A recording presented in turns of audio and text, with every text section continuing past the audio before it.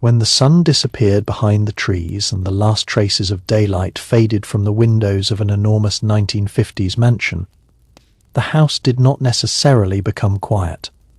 For wealthy American housewives, evening could be one of the busiest and most carefully choreographed parts of the day. From the outside, their lives often looked almost impossibly comfortable. There were polished floors, enormous dining rooms, landscaped gardens, expensive furniture, servants or household staff, and closets filled with carefully chosen dresses. Yet behind those impressive doors, the hours after dark revealed a complicated mixture of routine entertainment, social expectations, family responsibilities, and private moments that rarely appeared in glamorous magazine photographs. The popular image of the wealthy 1950s housewife is often reduced to a woman standing in a spotless kitchen, wearing pearls and smiling beside a perfectly prepared dinner. But the evening hours could look very different. Once the children had gone to bed and the household settled down, she might finally have time to read, write letters, listen to music, entertain friends, plan the next day's schedule, or simply sit alone and enjoy a rare period of quiet. Dinner itself was usually an important event. In an affluent household, the evening meal could involve far more preparation than simply putting food on the table. A dinner party might require days of planning. Invitations had to be sent, menus selected, groceries ordered, table settings arranged, flowers positioned, and the dining room prepared. In particularly wealthy homes, household employees could handle much of the physical work, but the hostess was still expected to oversee the details. She had to know which guests were coming, where everyone would sit, what subjects might interest them, and how formal the evening should feel. The dining table became a stage where wealth was displayed subtly through china, silverware, crystal glasses, linens, flowers, and carefully prepared courses. The hostess was expected to make everything appear effortless, even when considerable planning had gone in. After dinner, guests might move into a sitting room or library. Cigarette smoke could hang beneath the lamps as people talked about politics, business, vacations, children, local gossip, books, films, or the latest social events. Men might discuss business while women exchanged information about schools, charity organizations, fashion, clubs, and family matters. Although these boundaries were never absolute, wealthy women often participated in extensive social networks that were essential to maintaining their family's position in the community. An invitation could matter. A dinner could strengthen a friendship. A charity event could establish a useful connection. Even an apparently casual evening could have a social purpose beneath the surface. For a housewife who did not have guests, television increasingly became an important part of the evening. The 1950s were the decade when television entered millions of American homes, and affluent families were among the earliest consumers of the new technology. The television set could become the center of the living room, especially after dinner. Families gathered to watch comedy programs, variety shows, dramas, westerns, news broadcasts, and special events. A wealthy family might have a large television in a beautifully furnished room, sometimes surrounded by decorative cabinets that made the modern machine appear more elegant. Watching television was still relatively new, and there was something exciting about gathering together to see moving images arriving directly inside the home. But the television was not always the center of a woman's evening. Reading remained extremely popular. A wealthy housewife might have shelves filled with novels, magazines, cookbooks, newspapers, and women's publications. After everyone else had gone to bed, she could finally open a book without interruption. Magazines were especially important because they provided information about fashion, decorating, cooking, travel, etiquette, parenting, and social life. Some publications presented an almost dreamlike vision of domestic perfection, encouraging women to maintain beautiful homes and polished appearances. For a wealthy woman, this advice could become part entertainment and part instruction manual for managing her public image. Correspondence could also occupy a surprising amount of time. Before email, text messages, and social media, maintaining relationships required physical letters and telephone calls. A woman might spend part of an evening writing thank you notes after a dinner party, answering invitations, sending birthday messages, or corresponding with relatives living in other states. These letters were more than simple communication. They were part of the social machinery of the period. Failing to acknowledge a gift or invitation could be considered rude, while a thoughtfully written note demonstrated good manners and attention to relationships. The telephone itself could transform an evening. A large telephone might sit on a side table or desk, and hours could disappear into conversations with friends and relatives. For women whose days were dominated by household responsibilities, telephone conversations provided a valuable connection to the outside world. A woman could discuss everything from her children's school activities to an upcoming party, a new dress, a neighborhood rumor, or the latest movie. The telephone offered privacy that face-to-face socializing sometimes did not. She could close a bedroom door, sit comfortably in a chair, and talk without having to entertain anyone physically. For some wealthy housewives, the late evening was also the time to pursue personal interests. A woman might practice the piano, paint, sew, embroider, write in a diary, arrange photographs, study a foreign language, or work on a charitable project. The idea that every wealthy housewife spent the entire day doing nothing is misleading. Household management could be demanding even when servants were present.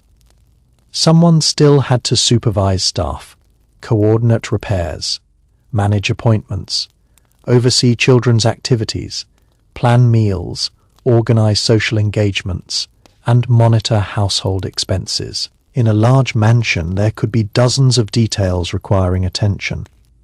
Some women kept personal accounts or reviewed household finances at night.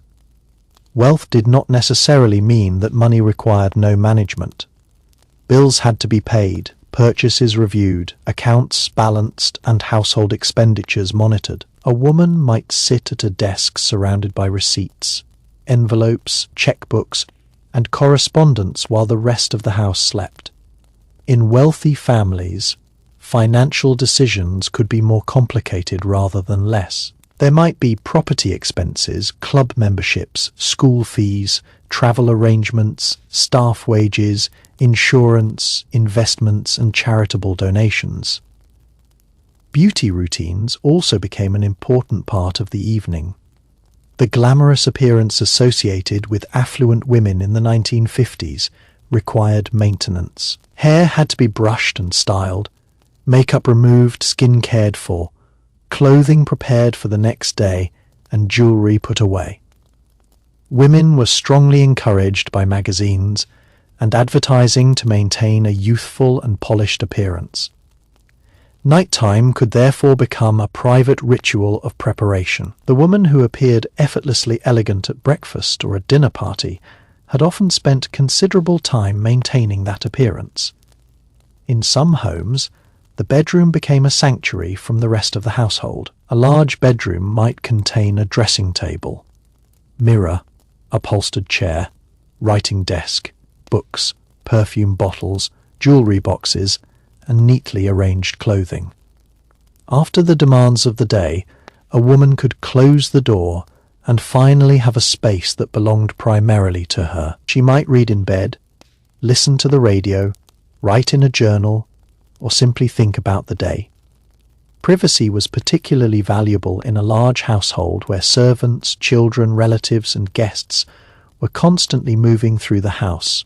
For married couples, nighttime also provided one of the few opportunities to talk privately. After children were asleep and household duties were finished, husbands and wives might discuss finances, family decisions, upcoming trips, social obligations, or problems involving their children.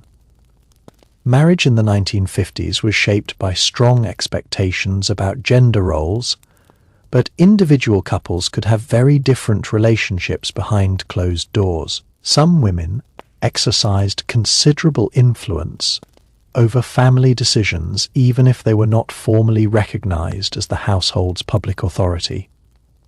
Entertainment outside the mansion was another possibility.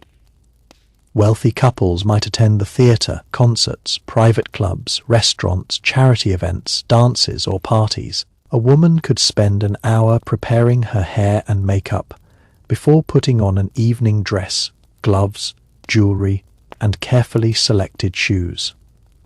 Her husband might wear a dark suit or tuxedo. The couple could then leave the mansion in a large automobile with polished chrome and leather interiors. The evening might involve dinner, dancing, cocktails, or an organized social event.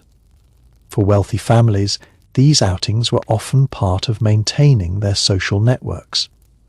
Private clubs played an important role in the social lives of many affluent Americans. Membership could provide access to dining rooms, swimming pools, golf courses, tennis courts, lounges, and organized events. A housewife might attend a club dinner with her husband or meet friends there. Some women also belonged to women's organizations, charitable societies, cultural groups, church organizations, or civic associations. Evening meetings could involve fundraising, planning events, discussing community projects, or organizing charitable activities. But the night was not always peaceful. In a mansion filled with several bedrooms, servants' quarters, children's rooms, guest rooms, storage areas, and enormous public spaces, nighttime could bring its own problems. A pipe might begin leaking. A child might wake crying. A telephone call could arrive with unexpected news. A guest might stay much later than planned. A husband could return from a business dinner needing something prepared.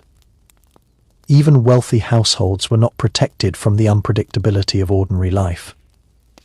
The difference was that someone was usually available to deal with the problem. A wealthy housewife could also find herself preparing for another social event before the previous one had even completely ended.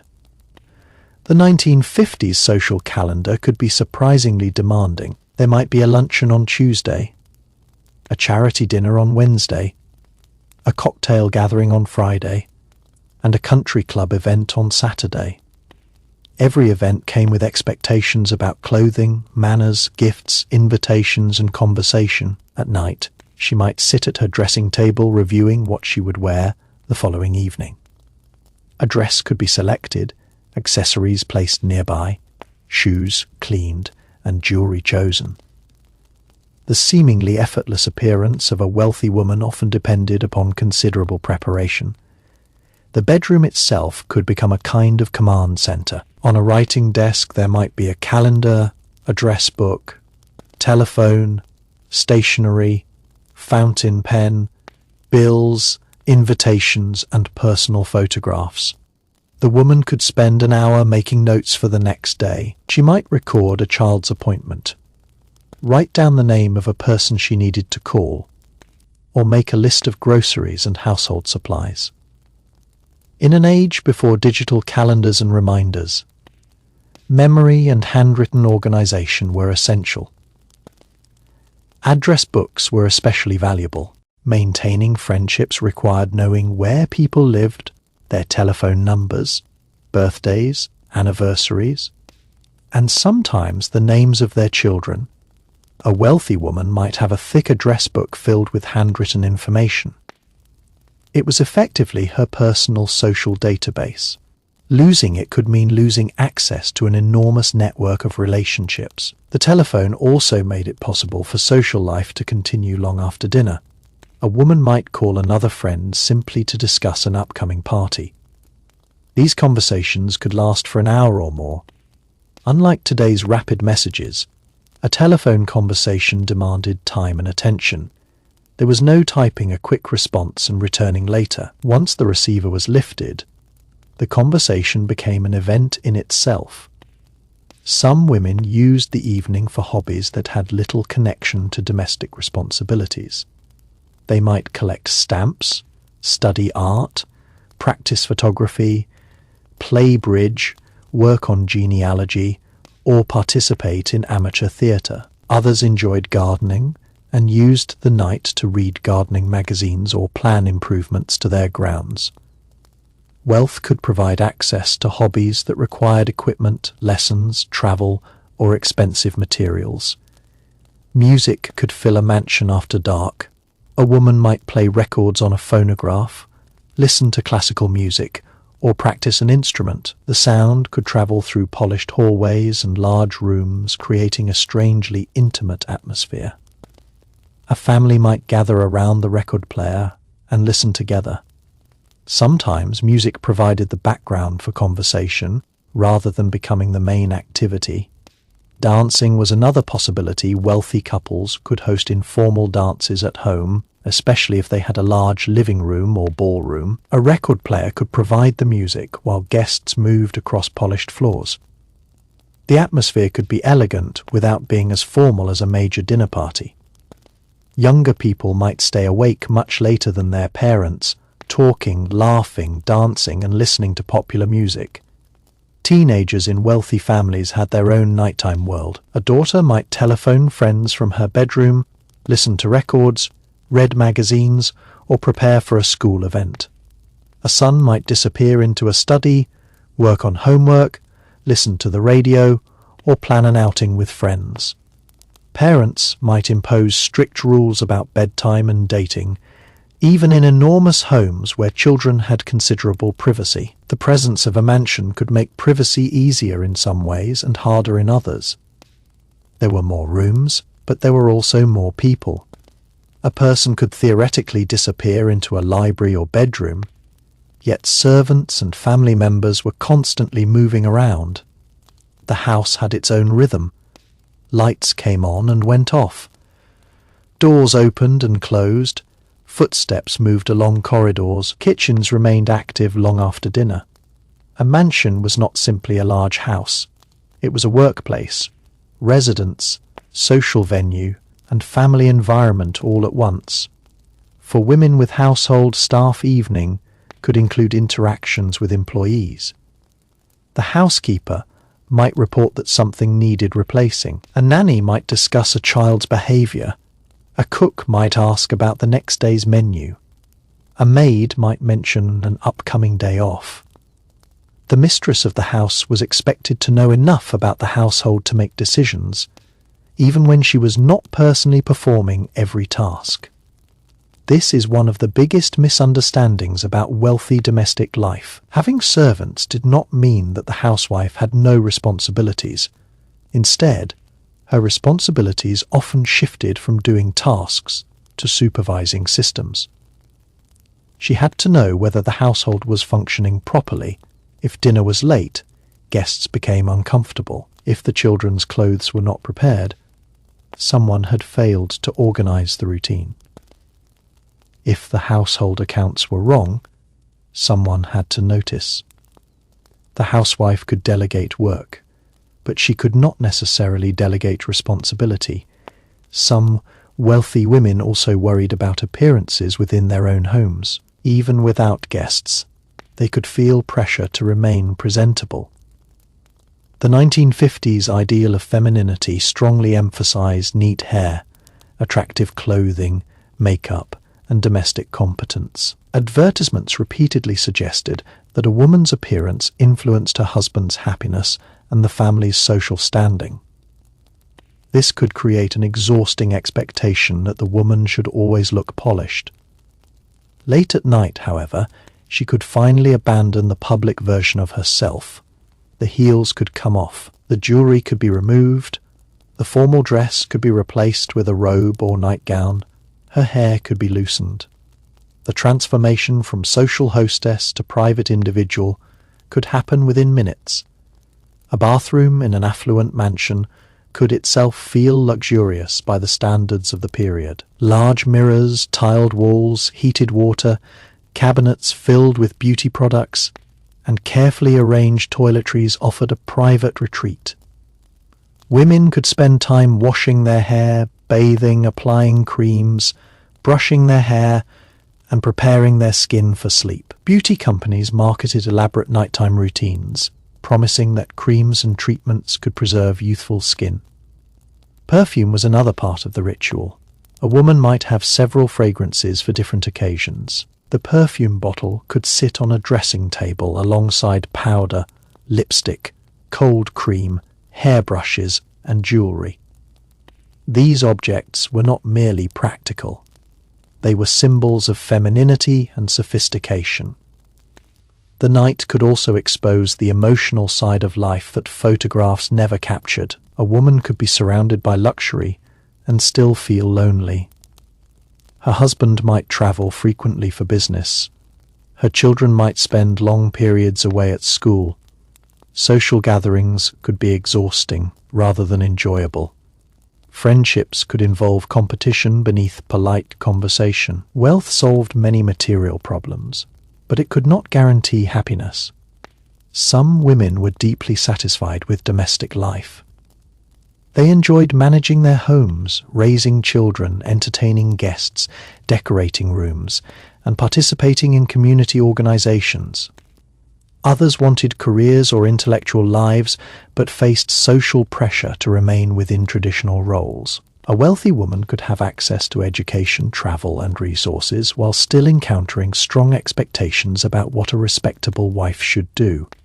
For women who wanted intellectual stimulation, nighttime could become their private opportunity. They could read newspapers, history books, biographies, novels, or political magazines. Some followed international affairs closely. Others developed strong interests in art, architecture, psychology, science, or literature. The stereotype of the wealthy housewife as intellectually passive does not describe everyone. Travel planning could occupy entire evenings. Wealthy families traveled more frequently than many middle-class families, and vacations required substantial preparation. A woman might examine brochures, maps, train schedules, hotel information, and travel documents. She might decide what clothing to pack, arrange transportation, and coordinate the children's needs. International travel could involve passports and extensive planning. The automobile changed evening life as well. A wealthy family might own several cars, allowing different members of the household to come and go independently. A woman could attend an evening event without relying on public transportation. The driveway of a large mansion could become busy with cars arriving for dinner or leaving for clubs and parties. The automobile represented freedom, status, and convenience. Some evenings were devoted to formal card games. Bridge was particularly associated with middle and upper-class social life. A group could gather around a card table after dinner, with drinks and conversation continuing between hands. For participants, bridge was not simply entertainment. There was another side to these evenings that is easy to overlook. The preparation for tomorrow often began before today had completely ended. A wealthy household could operate according to a remarkably precise rhythm, and the woman responsible for managing it might spend the final hour of the evening thinking several steps ahead. She might know that the gardener was expected early, that a delivery would arrive before breakfast, that her daughter needed a particular dress for school, that her husband had an important appointment, or that guests were arriving the following afternoon. The mansion could be quiet, but her mind might still be moving rapidly. In a smaller household, forgetting one detail might be inconvenient.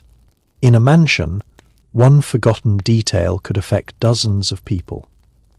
If a dinner was planned for 12 guests, there were menus, seating arrangements, table decorations, drinks, music, parking, clothing, and staff schedules to consider. If the family was traveling, there were suitcases, transportation, reservations, documents, medications, children's belongings, and countless small necessities. A housewife might therefore use the nighttime quiet to review everything one final time. She might sit at a small desk with a cup of coffee beside her and write notes in a neat hand. There were no smartphone reminders to alert her the next morning. No digital calendar would flash an appointment on a screen. Her organization depended upon paper, memory, clocks, calendars, and telephone calls. A leather-bound diary or household notebook could become one of the most important objects in the home. The evening could also be a time for sorting photographs. The 1950s were an era when family photography was becoming increasingly common. Wealthy families often had cameras, photo albums, and boxes filled with prints. After a vacation or family celebration, someone had to organize them. A housewife might sit at a table arranging photographs into albums, writing dates and names beneath them, and deciding which pictures were worth keeping. Years later, these albums would become visual records of a family that had otherwise disappeared into history. Some women wrote diaries. A diary offered something that social life could not: complete privacy. A woman could record what she actually thought about her marriage, children, friendships, frustrations, ambitions, or fears. Unlike a letter, a diary did not have to be polite. It did not have to protect anyone's feelings. It could be brutally honest. For a woman living in a world that placed enormous emphasis on manners and appearances, that private honesty could be extremely valuable. The late hours could also be devoted to correspondence with family members who lived far away. A wealthy family might have relatives across the country or overseas. Letters could take days to arrive, so communication required patience. A woman might write several pages about the children, family news, an upcoming trip, or a recent gathering. The letter could then be folded carefully, placed inside an envelope, addressed by hand, and prepared for mailing the next morning. The act of writing itself was slower than modern communication, but that slowness encouraged thought. There was time to consider every sentence. There was no expectation of an immediate response. A letter could carry emotional weight precisely because someone had spent time creating it. The telephone provided the opposite experience. It was immediate and intimate. A woman could hear a friend's voice almost instantly. Yet the telephone also brought interruptions. A ringing phone in a quiet mansion could feel surprisingly dramatic. Everyone knew that a late night call might bring important news. The telephone therefore became both a social tool and a source of anxiety. A call from a doctor, relative, business associate, school, or family friend could change the mood of an entire evening. Even wealthy households experienced accidents, illnesses, family disagreements, financial concerns, and unexpected emergencies. Money could provide access to better services, but it could not make life completely predictable. Some evenings were dominated by worries that never appeared in photographs. A husband might be traveling for business. A child might be struggling at school. A family member could be having marital difficulties.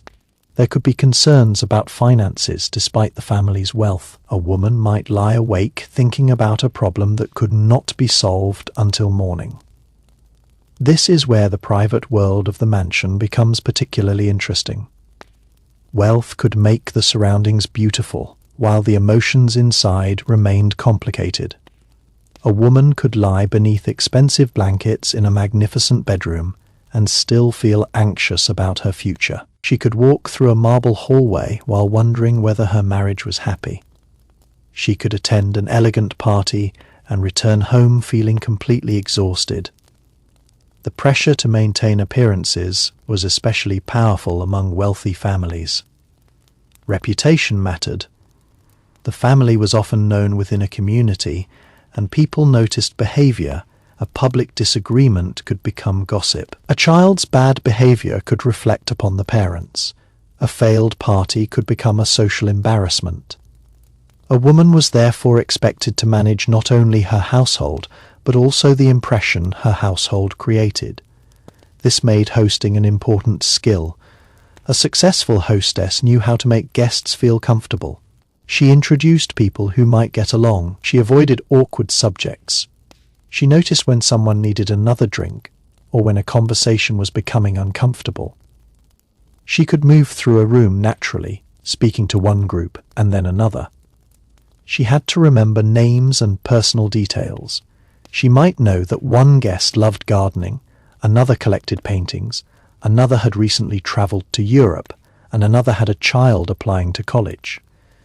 After the guests left, however, the woman could finally stop performing. She might remove her jewellery, sit down, and laugh about something that had happened during the evening. She might complain to her husband about a difficult guest. She might discuss whether the dinner had gone well, or she might simply say nothing at all. There was also the question of alcohol. Cocktail culture was an important part of affluent American social life during the period. Drinks could be served before dinner, during gatherings, or afterward. Some couples might have a nightcap before bed. A home bar or drinks cabinet could contain whiskey, gin, vermouth, brandy, and other spirits. Preparing a drink could become part of the evening ritual.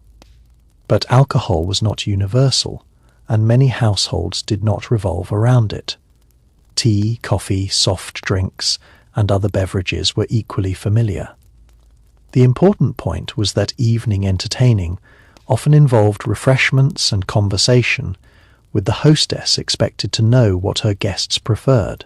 Another popular nighttime activity was listening to records. Music technology was becoming increasingly sophisticated, and affluent households could have impressive hi-fi systems. A family might gather around the record player to listen to jazz, classical music, popular songs, or Broadway recordings. For teenagers, popular music could become a defining part of their social identity, while parents might have very different musical tastes. The living room could therefore change character after dark. During the day, it might be formal and carefully arranged. At night, it became a place for conversation, music, television, reading, and relaxation. Lamps provided softer lighting than the bright daylight coming through the windows. Curtains were drawn.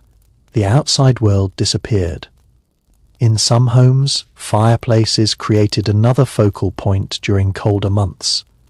A woman might sit near the fire with a book while the rest of the house slept. The combination of warmth, silence, and low light could create a deeply private atmosphere. For a person accustomed to constant social activity, those moments could be among the most enjoyable parts of the day. A mansion also offered opportunities for entertaining on a much larger scale. Some wealthy families had dedicated game rooms, libraries, music rooms, billiard rooms, or home theatres. These spaces allowed entertainment to continue without leaving the property.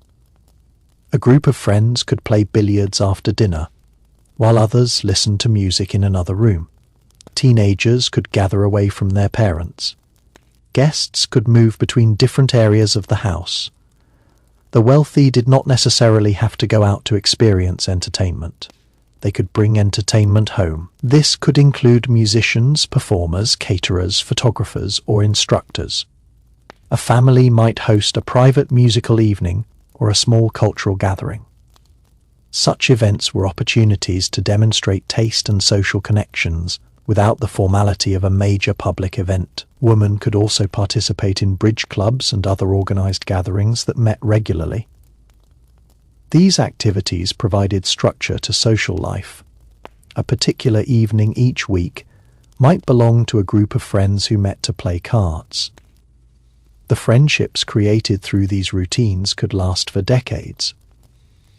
The social world of wealthy women was therefore much larger than the walls of the mansion. Their evenings connected them to schools, clubs, charities, churches, neighborhoods, relatives, and friends. A telephone call could connect one mansion to another. A dinner could create a new friendship. A charity event could bring together people who otherwise rarely met. Yet, not every woman enjoyed this constant social activity. Some found it exhausting. The expectation to attend dinners, parties, club meetings, and charity events could become another form of work. As another evening settled over the mansion, the routine could become almost ceremonial. The final dishes were removed from the dining room. The table was cleared, and the house gradually shifted from the formal atmosphere of dinner to something more relaxed. But even after the main activities were finished, there were still countless small details that occupied the minds of the people who lived there. A wealthy housewife might walk through the downstairs rooms, checking whether everything was in order. Not because she personally needed to clean anything, but because the condition of the house reflected her ability to manage it. A cushion needed straightening. A curtain had been left partly open. A vase of flowers was beginning to wilt. A newspaper had been abandoned on a chair. A child's school book was lying on a table. None of these things were major problems, yet in a household where appearance mattered, small details could become surprisingly important. The mansion was supposed to look effortless, but that effortless appearance depended upon constant attention. Sometimes she would inspect the kitchen after dinner. In a wealthy household, the kitchen could be a completely different world from the elegant dining room. There were pots, pans, dishes, appliances, food storage areas, refrigerators, ovens, sinks, and preparation tables. The people working there had already spent hours preparing the meal. By late evening, the kitchen might finally begin to quiet down. The housewife might ask whether anything was needed for breakfast. Perhaps there was a special request from one of the children. Perhaps guests were expected the following afternoon. Perhaps the cook needed to know how many people would be eating. These conversations could take only a few minutes, but they helped keep the household running. Food itself was an important part of nighttime life. Wealthy families could afford elaborate meals, but they also ate ordinary snacks. Ice cream, cake, fruit, sandwiches, cookies, nuts, and leftover desserts could appear in the kitchen after dinner. A woman who had spent the evening following the rules of formal dining might later enjoy something much simpler. The refrigerator was becoming a symbol of modern domestic life. A large refrigerator in an affluent kitchen could contain an impressive variety of food, from fresh produce and meat to prepared dishes and desserts. Late-night access to food was easier than it had been for earlier generations, and the kitchen was increasingly becoming a place where family members could help themselves. For some women, the quiet kitchen after everyone had gone to bed was strangely comforting. The bright dining room and formal entertaining were over. There was no need to impress anyone. She could make herself a cup of coffee, stand beside the counter and think. Sometimes she might find herself remembering the evening. Who had said what? Had a guest seemed offended? Had her daughter behaved properly? Had her husband enjoyed himself? Was the new recipe successful? Would people talk about the party tomorrow? Social life could be complicated, and wealthy communities were not immune to gossip. In fact, gossip could be especially significant in tightly connected social circles. Everyone seemed to know everyone else. A party could become a subject of discussion before the guests had even returned home. A woman therefore had to navigate social relationships carefully. She had to be friendly without appearing desperate, generous without appearing extravagant, successful without making others uncomfortable, and fashionable without appearing as though she was trying too hard. The rules were rarely written down, but people understood them. After a major dinner, she might replay conversations in her mind. Perhaps someone had mentioned a new vacation home. Perhaps another woman had arrived wearing an expensive dress. Perhaps someone had announced an engagement. Perhaps a family had purchased a new car. These details could matter in a world where social status was constantly communicated through subtle signals. Yet wealthy women were not merely passive observers of this world. Many were extremely capable organizers. They ran fundraising campaigns, managed organizations, arranged social events, participated in school boards, supported hospitals, helped churches, and coordinated community projects. Some used their wealth and social connections to support causes they cared about. The evening could therefore involve serious work. A woman might sit at her desk after dinner, and review a charity committee's notes. She might prepare a list of people to contact the next day. She could write invitations, calculate donations, or prepare a speech.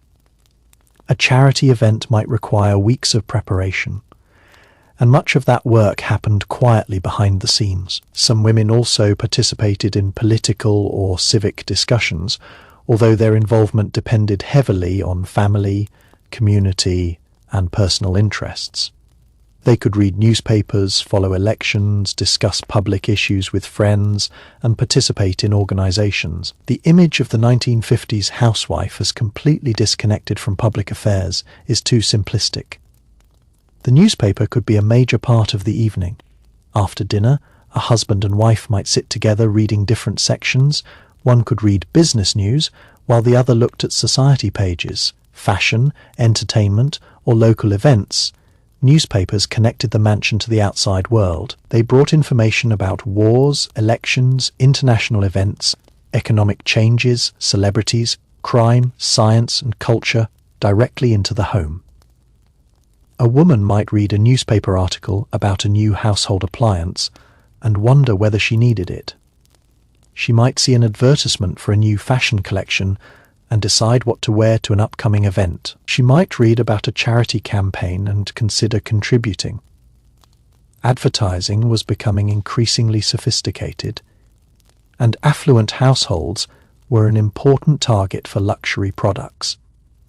The pages of magazines offered an even more carefully constructed world. They showed elegant homes, beautiful kitchens, fashionable clothing, smiling families, glamorous vacations, and supposedly effortless domestic happiness. The message was clear: a successful woman should create a beautiful home and a beautiful life. But real life was rarely that perfect. The housewife might look at a magazine photograph of an immaculate kitchen, while standing in her own kitchen with dishes waiting to be put away. She might see an advertisement for a perfect family vacation, while worrying about an upcoming trip. She might read an article about entertaining and realize that hosting a dinner party was far more exhausting than the magazine suggested. The gap between ideal and reality existed even among the wealthy. There was also the pressure of motherhood. A woman might spend part of the night thinking about her children's futures. Education was increasingly important, particularly in affluent families. Parents wanted their children to attend good schools and eventually enter respected universities or careers. A mother might check whether her son had finished his homework or whether her daughter had prepared for an examination. She might worry about friends, dating, discipline, manners, or school performance. The children might have more resources than most families could imagine, but their parents still worried about them. A teenager could still slam a bedroom door. A child could still refuse to go to bed. A daughter could still cry over a friendship. A son could still argue with his parents. Money could purchase opportunities, but it could not eliminate family drama. Sometimes the mansion became a place where different generations lived almost separate lives. Children might have their own bedrooms and bathrooms, while parents occupied another part of the house. Staff could help manage daily routines. Family members might pass each other in hallways without spending much time together. Nighttime could therefore become an important opportunity for parents and children to reconnect. A mother might sit beside her daughter's bed and listen to her talk. She might discuss school, friendships, or a boy she liked. She might read a bedtime story to a younger child. She might tuck blankets around a child and switch off the bedside lamp. These moments were private and rarely documented, but they were probably among the most meaningful parts of family life.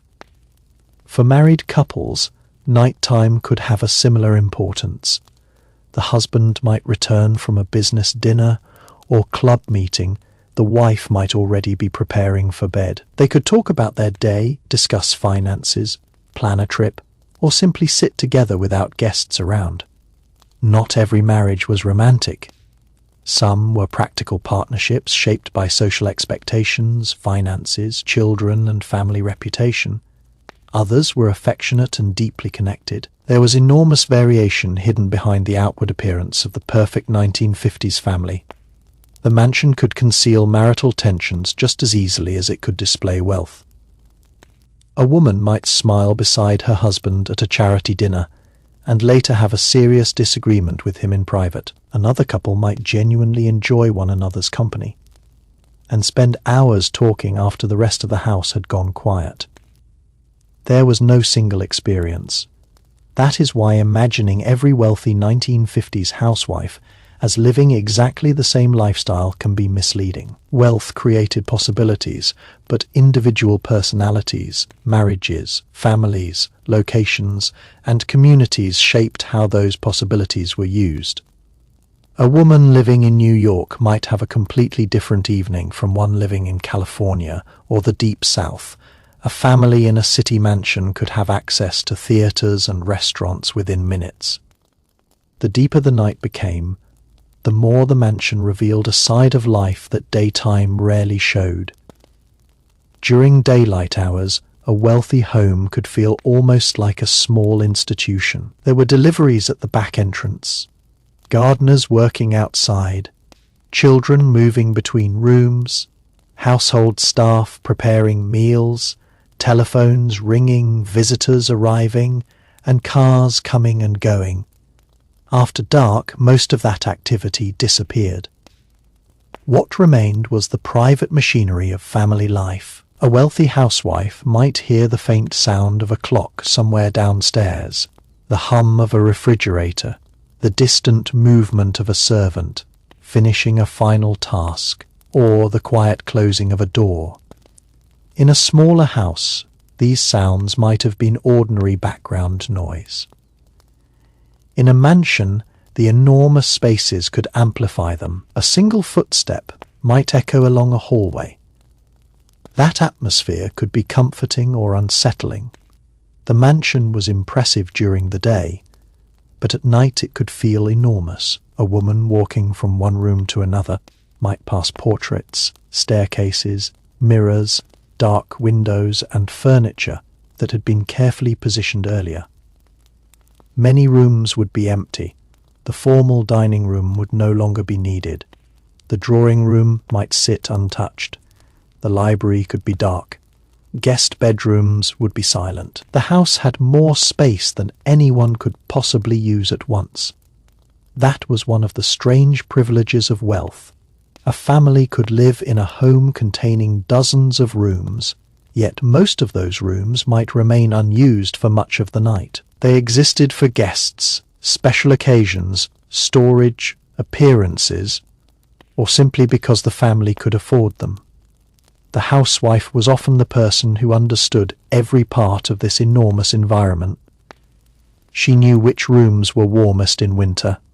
She knew which windows let in the morning sun. She knew which staircase the children used, where guests preferred to sit, which bedroom had the best view, and which cupboard contained the extra linens. She knew the house intimately. At night, she might move through it almost automatically. Perhaps she would check the children's rooms before going to bed. A younger child might already be asleep. Another might still be reading under the blankets. She could remind them to turn off the light and make sure everything was ready for the next morning.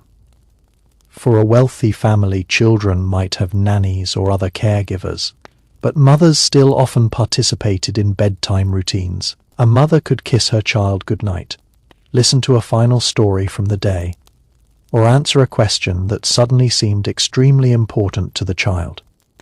Children have always had a talent for asking serious questions at exactly the moment adults are exhausted, and the mansion could not prevent that. A child might ask why the moon followed the car. A teenager might announce that she wanted to change schools. A son might confess that he had failed a test. A daughter might suddenly reveal that she was worried about a friend. The mother could find herself sitting on the edge of a bed long after she had planned to go downstairs. These moments were not glamorous, but they were real. Meanwhile, husbands could have their own nighttime routines. Businessmen in affluent households often worked long hours, travelled frequently, attended dinners, or belonged to clubs. When they finally returned home, the wife might hear the car arriving outside. A household staff member could open the door, and the husband would enter carrying the atmosphere of the outside world with him. Sometimes he wanted conversation. Sometimes he wanted silence. Sometimes he brought news from business. Sometimes he brought home a problem. The wife could become his confidante, even if she had never formally held a position within his business. She might understand the people he worked with, remember names, know family relationships, and offer opinions on important decisions. Marriage could therefore involve a division of labor. The husband might control business affairs while the wife controlled the household and social network. Yet the two worlds overlapped constantly. A business dinner could become a family dinner. A social invitation could involve a business relationship. A charity event could involve political connections. A school event could affect the family's reputation. The housewife's social skills could indirectly support her husband's professional life. This was particularly important in wealthy communities where business and social relationships overlapped. A dinner party could introduce two businessmen. A club membership could create a useful connection. A charity board could bring influential families together. A weekend gathering could strengthen relationships that later affected business. The hostess might never sign a contract, but her work could contribute to the family's social capital. That invisible labor was one reason wealthy women spent so much time entertaining. Of course, not every evening was about business. Sometimes people simply wanted to have fun. There might be laughter around the piano, dancing in the living room, card games at a table, or spontaneous conversations that continued until the early morning. Wealthy young adults could invite friends over, especially on weekends, creating a much livelier atmosphere than the formal image of the mansion suggests. Music could be particularly important. The 1950s were a fascinating period because different generations were listening to very different sounds. Parents might prefer traditional popular music, jazz, or classical compositions, while teenagers were increasingly drawn toward rock and roll. This created generational arguments. A teenage son might want the record player turned up. His parents might want it turned down. The son might insist that the music was harmless. The parents might disagree. The mansion could suddenly sound less like an elegant country estate and more like any modern family home where parents and teenagers disagree about noise. For young people, the bedroom became a private world. A teenager could decorate it with posters, photographs, magazines, books, records, and personal possessions. The room offered a degree of independence that would have been difficult in earlier generations. A wealthy teenager might have more privacy than most young people could imagine, but parents still had rules. Dating was closely monitored in many families. A young woman might have a specific curfew. A young man might be expected to behave respectfully. Parents worried about reputation, especially among wealthy families where everyone seemed to know everyone else's business. A teenage daughter returning home late could face serious questions. Where had she been? Who was she with? Why was she late? Who drove her home? The mansion's security and size did not make parents less protective. Sometimes they made supervision more complicated. A large house contained many places where young people could disappear from their parents' view. For parents, nighttime, therefore, involved another kind of management, balancing children's growing independence with family expectations. And while teenagers were living their own social lives, the housewife could be involved in maintaining the family's traditions. Birthdays, anniversaries, holidays, family reunions, and seasonal celebrations required planning. Evenings could be spent wrapping gifts, writing cards, reviewing guest lists, or preparing decorations. Christmas was particularly demanding. A wealthy home could be transformed into a spectacular display of lights, trees, ornaments, flowers, candles, and gifts. A housewife might spend weeks organizing the event. After everyone went to sleep, she might still be awake making sure everything was ready for the next morning. The same could happen during Thanksgiving, Easter, weddings, anniversaries, and other major family events. These traditions created memories, but they also created work. A woman could spend hours ensuring that everyone else experienced a magical evening. The magic itself required organization. Another nighttime activity was wardrobe planning. A wealthy woman could own a large collection of clothing, and choosing what to wear was not always simple. Different events required different levels of formality. A dinner party, charity function, theatre performance, country club event, and casual gathering could all demand different clothing. She might stand in front of a wardrobe deciding between two dresses. She might try on a necklace. She might consider whether a particular handbag matched her shoes. She might ask a friend or family member for an opinion.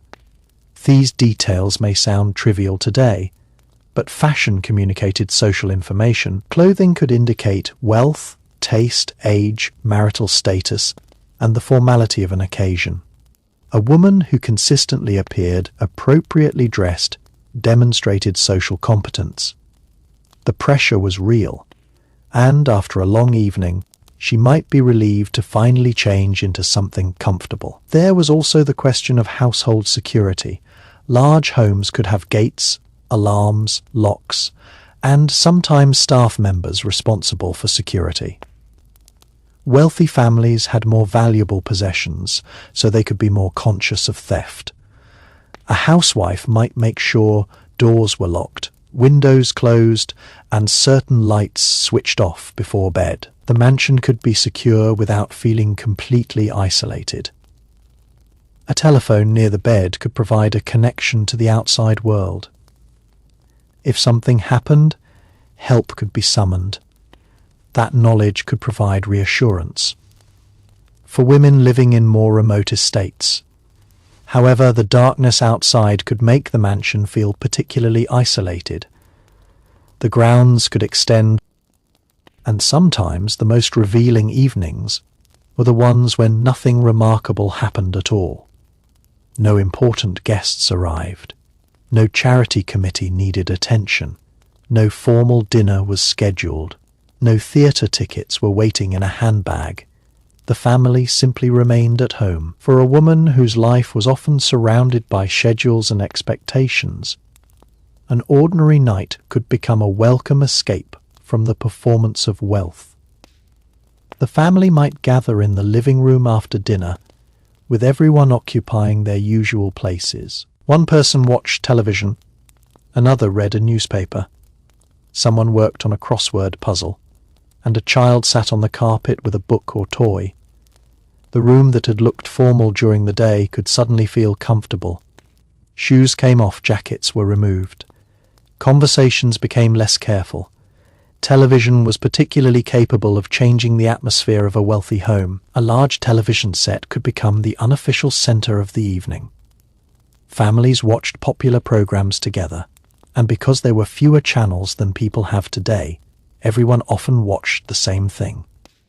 A comedy show could make the entire room laugh. A dramatic program could leave everyone silent. A news broadcast could suddenly change the mood of the house. For a housewife, television could provide something that domestic work rarely did: an opportunity to sit down without needing to accomplish anything. She did not have to organize anything. She did not have to supervise anyone. She did not have to entertain a guest. She could simply watch. That may sound ordinary now, but the ability to sit in front of a screen and be entertained inside one's own home was still relatively new. Television transformed evenings across America, including the evenings of affluent families. Sometimes the family watched television together. Other times, the husband might prefer a particular program while the wife wanted something else. In a large mansion, this problem could be solved more easily if there were multiple television sets. Wealth made it possible for different family members to retreat to separate rooms. This could create an interesting paradox. The mansion provided togetherness and separation at the same time. Every own could be under one roof while living completely different evenings. A teenager could be upstairs listening to music. A husband could be in the study reading. A wife could be downstairs watching television. A younger child could already be asleep. A nanny might be finishing work. A servant might be preparing the kitchen for morning. The household was one unit, but nighttime divided it into many small worlds. The study was often especially important for men, but wealthy women could use it as well. A study could contain a desk, bookshelves, comfortable chairs, a telephone, writing materials, and important documents. It was a place where a person could work without the distractions of the main rooms. A woman might sit there reviewing household accounts or writing correspondence. She could also use it simply as a quiet reading room. Books offered an escape from social expectations.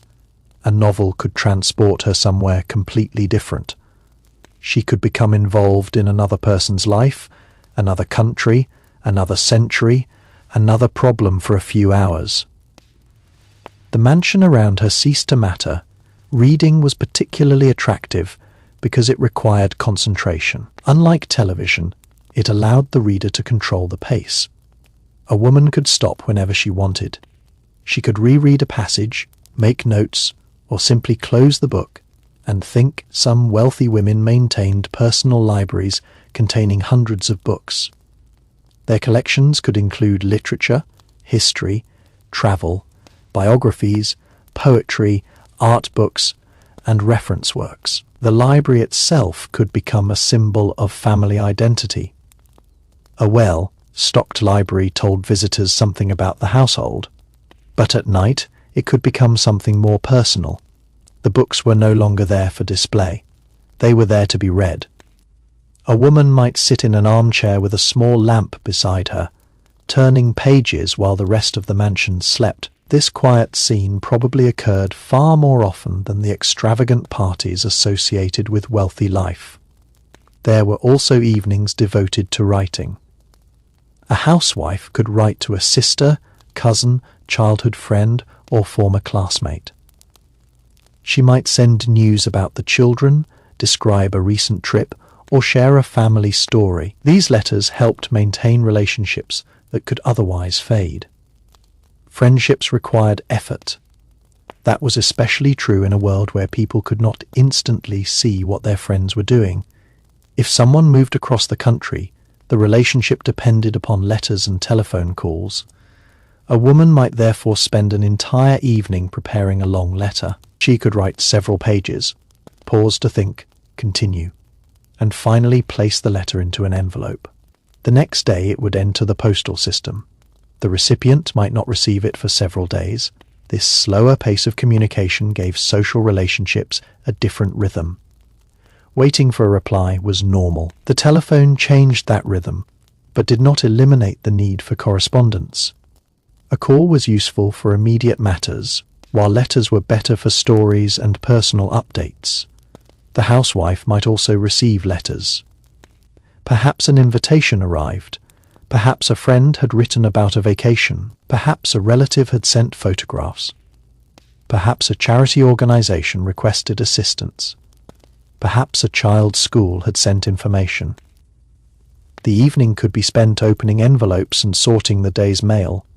Mail itself was a significant part of household management. A wealthy home could receive a considerable volume of correspondence. Bills, invitations, catalogues, magazines, newspapers, business letters, school communications, and personal letters all had to be sorted. A housewife could decide what required immediate attention and what could wait. The same principle applied to household purchases. Wealthy families consumed more goods, and someone had to manage them. Clothing, food, furniture, household equipment, gifts, travel items, and personal products all required purchasing decisions.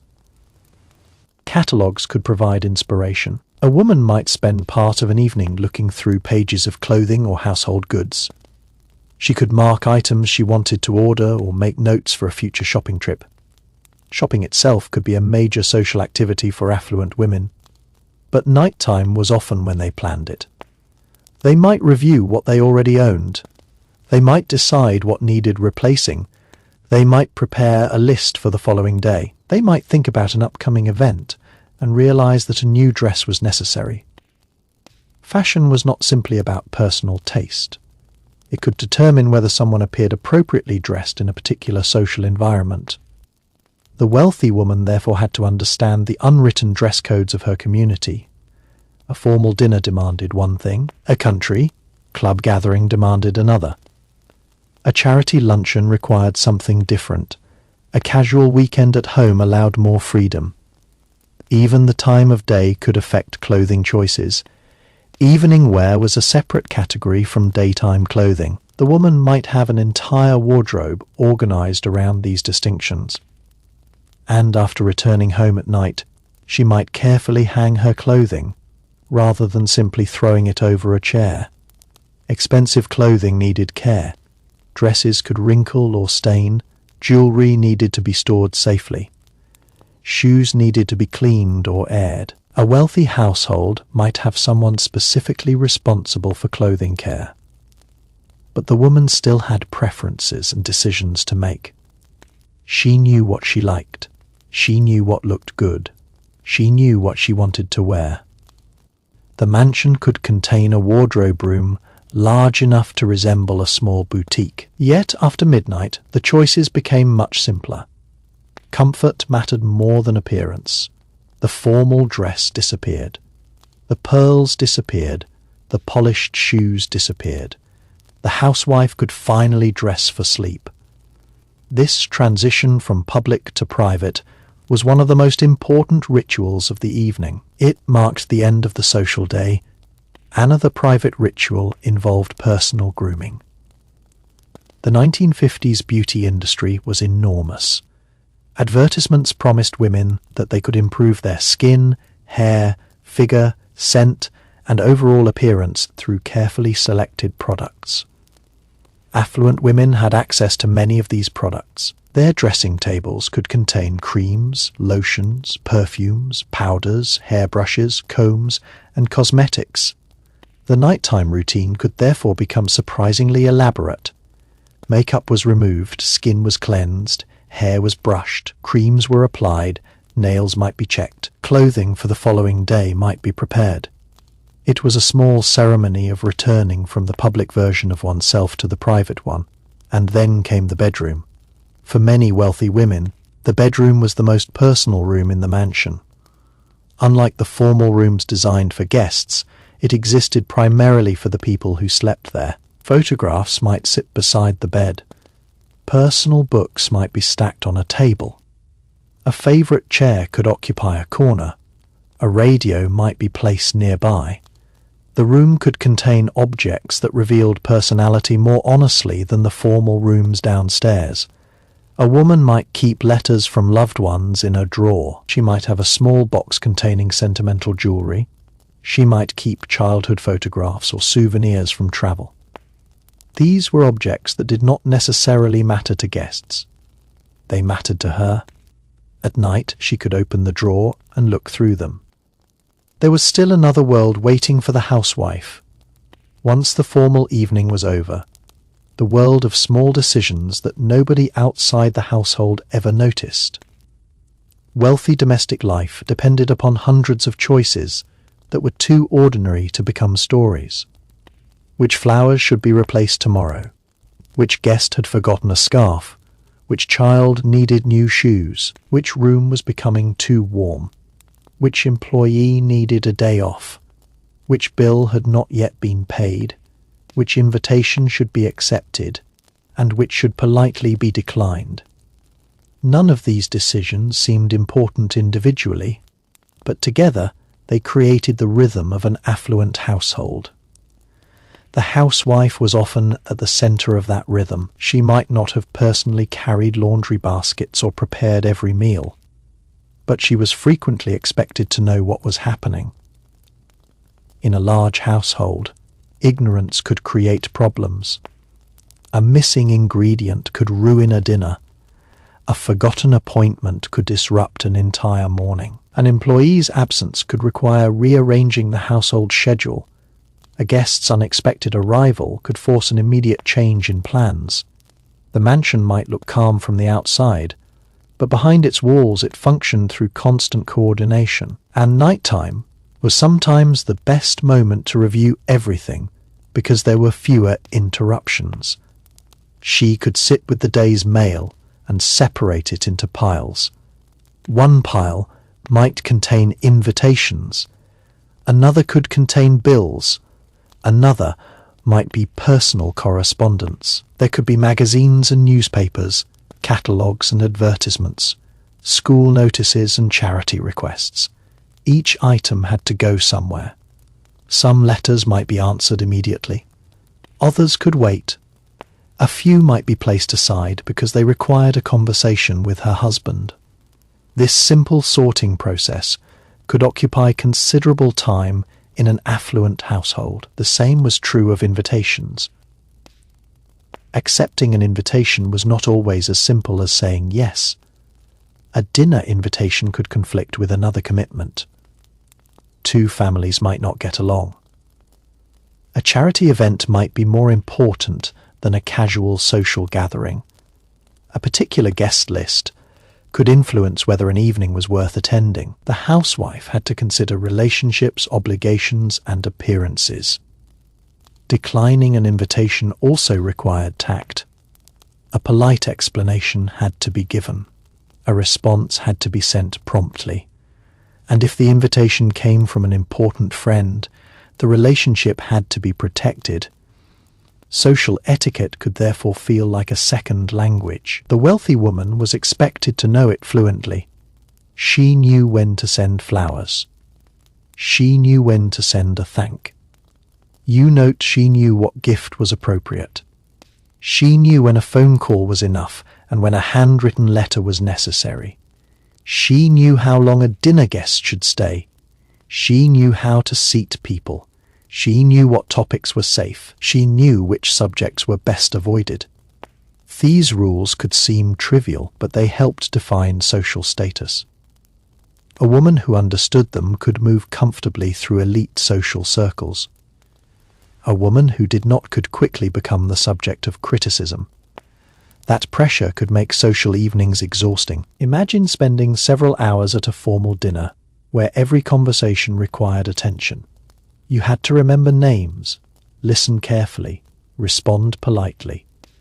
Notice who needed attention and avoid saying anything that could create embarrassment. You had to look relaxed while constantly monitoring the atmosphere. When the guests finally left, the relief could be enormous. The housewife might close the front door and immediately feel the tension disappear. She might remove her earrings before she even reached the stairs. She might sit down in the hallway and simply breathe. The mansion was finally hers again. This was especially true after large parties. A party could involve dozens of people, several courses, music, drinks, flowers, decorations, and extensive household preparation. Even if staff handled the physical work, the hostess remained responsible for the experience.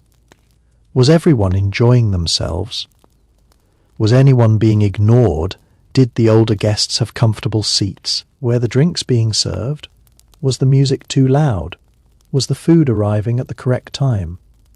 Had anyone had too much to drink? Was there enough coffee? These were questions running quietly through her mind, while she smiled at her guests. When the party ended, she could finally stop thinking about them. But another question remained. How did the evening actually go? A hostess could judge the success of a party by the smallest details. Did guests stay longer than expected? Did conversations continue naturally? Did people ask about another gathering? Did anyone send a thank you note afterward? Did guests compliment the food? Did the atmosphere feel warm? These details could determine whether she considered the evening successful. Sometimes she might be disappointed. Perhaps the weather ruined the outdoor portion of a party. Perhaps two guests argued. Perhaps the food did not turn out as expected. Perhaps someone arrived dressed completely differently from what the occasion required. Perhaps a guest brought an unexpected person. Perhaps a child interrupted at exactly the wrong moment. The public might remember the elegant photographs. The hostess remembered the problems. And she remembered how close everything came to going wrong. That was the hidden skill of entertaining, making problems disappear before guests noticed them. A good hostess could receive bad news from the kitchen, smile, continue a conversation, and solve the problem quietly. She could discover that a dish had been delayed and adjust the schedule. She could notice that a guest was uncomfortable and introduce them to someone else. She could move a conversation away from a controversial subject. She could make a late arrival feel welcome. She could do all of this without allowing the guests to see the machinery behind the evening. Afterward, however, she could finally acknowledge how much effort it had required. Sometimes her husband might help. They could sit together and discuss the evening. Perhaps they would laugh about an amusing guest. Perhaps they would criticize someone who had behaved badly. Perhaps they would discuss whether they wanted to host another event soon. Perhaps they would simply enjoy the quiet married life. In affluent households could therefore include an unusual amount of teamwork. The husband might handle business. The wife might handle the social calendar. The husband might know the financial situation. The wife might know the social situation. Both were responsible for maintaining the family's reputation. The division was not always equal, and it was not always fair, but it was part of the structure of many upper-class families. A wealthy wife could also use nighttime to think about her own appearance. The pressure to remain attractive did not disappear, simply because she was married. In fact, it could become more complicated. She was expected to represent her husband, her family, and her social position. Her clothes were noticed, her hair was noticed, her weight could be discussed, her manners were noticed, her home was noticed. Even the way she entertained could become a measure of her social competence. Women's magazines reinforced these expectations relentlessly. They presented instructions for everything from table settings to hairstyles. They explained how to arrange flowers. They suggested menus. They discussed entertaining. They recommended beauty routines. They provided advice on raising children. They showed photographs of fashionable homes. For a wealthy woman, these magazines could be both useful and exhausting. They provided ideas, but they also created standards that were almost impossible to meet perfectly. The woman could look at a magazine and see another beautiful kitchen, another perfect family, another elegant dinner, another flawless hostess. And then she could look around her own house and notice everything that was imperfect. The 1950s culture of domestic perfection could therefore create pressure, even for women who had enormous resources. Money could buy assistance, could not buy perfection. Something always went wrong. A child spilled something. A guest arrived late. A dress needed altering. A flower arrangement collapsed. A dinner was overcooked. A telephone call interrupted a conversation. A household appliance stopped working. The mansion was still a home, and homes are messy. The difference was that wealthy homes had more elaborate ways of hiding the mess. Doors could be closed, staff could restore rooms, guests could be kept away from certain areas, formal spaces could remain immaculate, while private areas became chaotic. This distinction between public rooms and private rooms was important. The drawing room might look perfect. The family room could look lived in. A guest bedroom might be prepared beautifully. A child's bedroom might be covered in books and toys. The dining room might be arranged like a magazine photograph. The kitchen could be busy and practical. The mansion had different faces. At night, the private face became more visible. A woman could retreat to a room that guests rarely entered.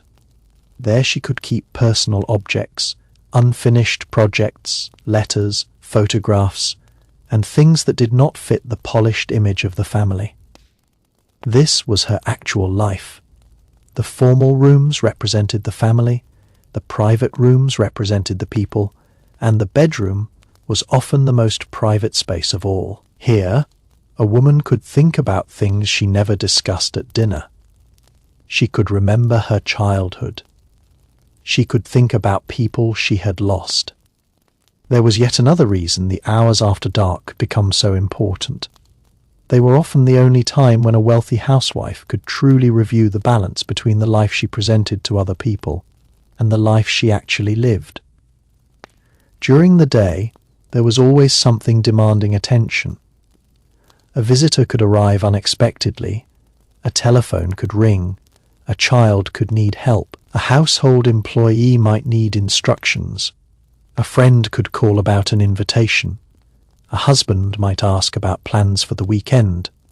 The house itself seemed to generate an endless stream of small responsibilities. Night removed many of those distractions, leaving behind a rare opportunity to think.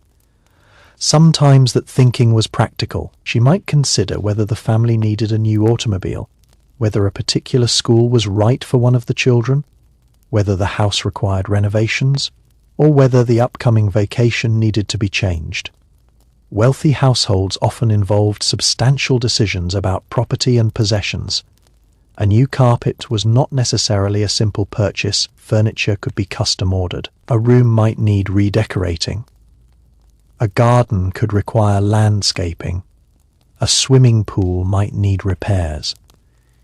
Even something as ordinary as replacing curtains could become part of a much larger project. The housewife might therefore spend an evening studying fabric samples, paint colours, furniture catalogues, or photographs of rooms. She could compare styles and decide what would fit the character of the mansion. Interior decoration was not merely about making a house attractive. It was about creating an environment that reflected the family's taste and status. A room could communicate more than words. A grand piano suggested culture. A library suggested education. An impressive dining room suggested hospitality. A carefully arranged collection of paintings suggested sophistication. Family photographs suggested stability. Travel souvenirs suggested experience. The house became a visual biography, and the woman who managed it often had a major role in writing that biography. At night, when the house was empty, she could walk through it and notice things that visitors would never see. A painting might be slightly crooked. A lampshade might need replacing. A chair might no longer match the room. A piece of furniture might be uncomfortable, despite looking beautiful. She could make mental notes for the following day. In some families, she might work directly with decorators, architects, gardeners, or household suppliers. Wealth allowed her to hire specialists, but specialists still needed direction. Someone had to decide what the family actually wanted. This gave affluent women considerable influence over the physical environment in which their families lived. The mansion could become a reflection of her personality. Some women preferred traditional interiors filled with dark wood, portraits, patterned fabrics, and antique furniture. Others preferred lighter, more modern spaces inspired by the changing design trends of the post-war era. Some wanted homes that looked formal and impressive. Others wanted comfort and informality. The same wealth could produce completely different homes. The same was true of evening routines. One woman might host parties several nights a week. Another might avoid social events whenever possible. One might spend hours reading. Another might prefer television. One might love cooking. Another might leave every meal to the household. One might adore gardening. Another might never step into the garden after sunset. The stereotype of the wealthy 1950s housewife hides these differences. What connected many of them was not exactly what they did, but the expectations surrounding them. They were expected to maintain the household. They were expected to support their husbands. They were expected to raise respectable children. They were expected to entertain appropriately. They were expected to participate in community life. They were expected to look attractive.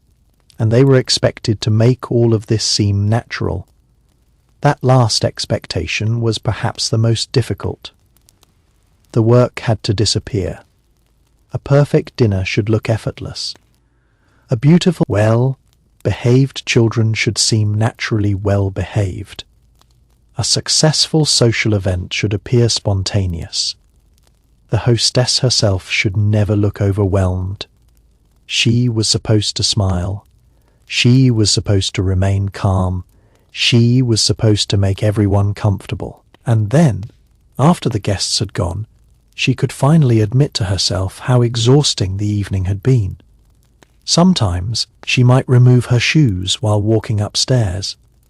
Sometimes she might collapse into a chair before changing clothes. Sometimes she might laugh at how ridiculous one part of the evening had become. There is something deeply human about that moment. Public life demands a certain performance. Private life allows the performance to stop. The mansion, therefore, had two personalities.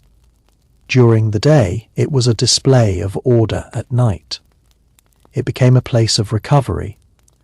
The distinction could be seen in the lighting alone. During a dinner party, rooms might be brightly illuminated, with chandeliers shining over polished tables and lamps, carefully positioned to flatter the surroundings. After midnight, only a few lights might remain. The grand rooms became shadows. The same furniture that looked impressive earlier could appear almost mysterious. A woman walking through the mansion alone might suddenly notice how large it really was. She could hear the ticking of a clock. She might see her reflection in a dark window. She could hear wind moving through trees outside. The atmosphere was completely different from the laughter of an hour earlier, and this was where some women found their greatest peace. The ability to shut the world out was a genuine luxury.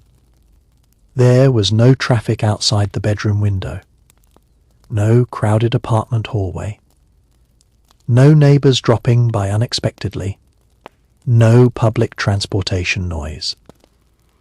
Just quiet. For someone who had spent an evening surrounded by people, that quiet could feel almost therapeutic. She might sit by an open window during warm weather and feel the night air. Perhaps the garden smelled of flowers. Perhaps distant insects filled the darkness with sound. Perhaps a fountain could be heard somewhere beyond the terrace. She might sit there for several minutes without doing anything. That was not laziness. It was rest. And rest was something many women rarely admitted they needed. The cultural expectation of the perfect housewife encouraged constant activity. There was always another task, another meal, another room, another event, another child, another appointment. Even with servants, the psychological pressure could remain. She was still the person responsible. Night offered an excuse to stop. The same woman who spent the day making decisions could become passive for a while. She could listen instead of speak. She could observe instead of organize. She could receive entertainment instead of providing it. This reversal was important. During a dinner party she gave. At night she received music. She received television. She received the comfort of her bedroom. She received the quiet. She received time, and occasionally she might receive companionship from another person who was still awake. A close friend could call late. A sister could telephone from another state. A husband might sit beside her. An older child might come downstairs for a private conversation. These late conversations could be more honest than daytime conversations because there was less pressure to appear cheerful. People speak differently at night. The pace slows. Voices become quieter. The world feels farther away. A woman might tell a friend something she had been afraid to say during the day. She might admit that she was unhappy. She might confess that she was worried about her daughter. She might laugh about a social rival. She might talk about a dream she had never pursued, or she might simply gossip. Gossip was not necessarily malicious in tightly connected communities. It was also a way of understanding the social world.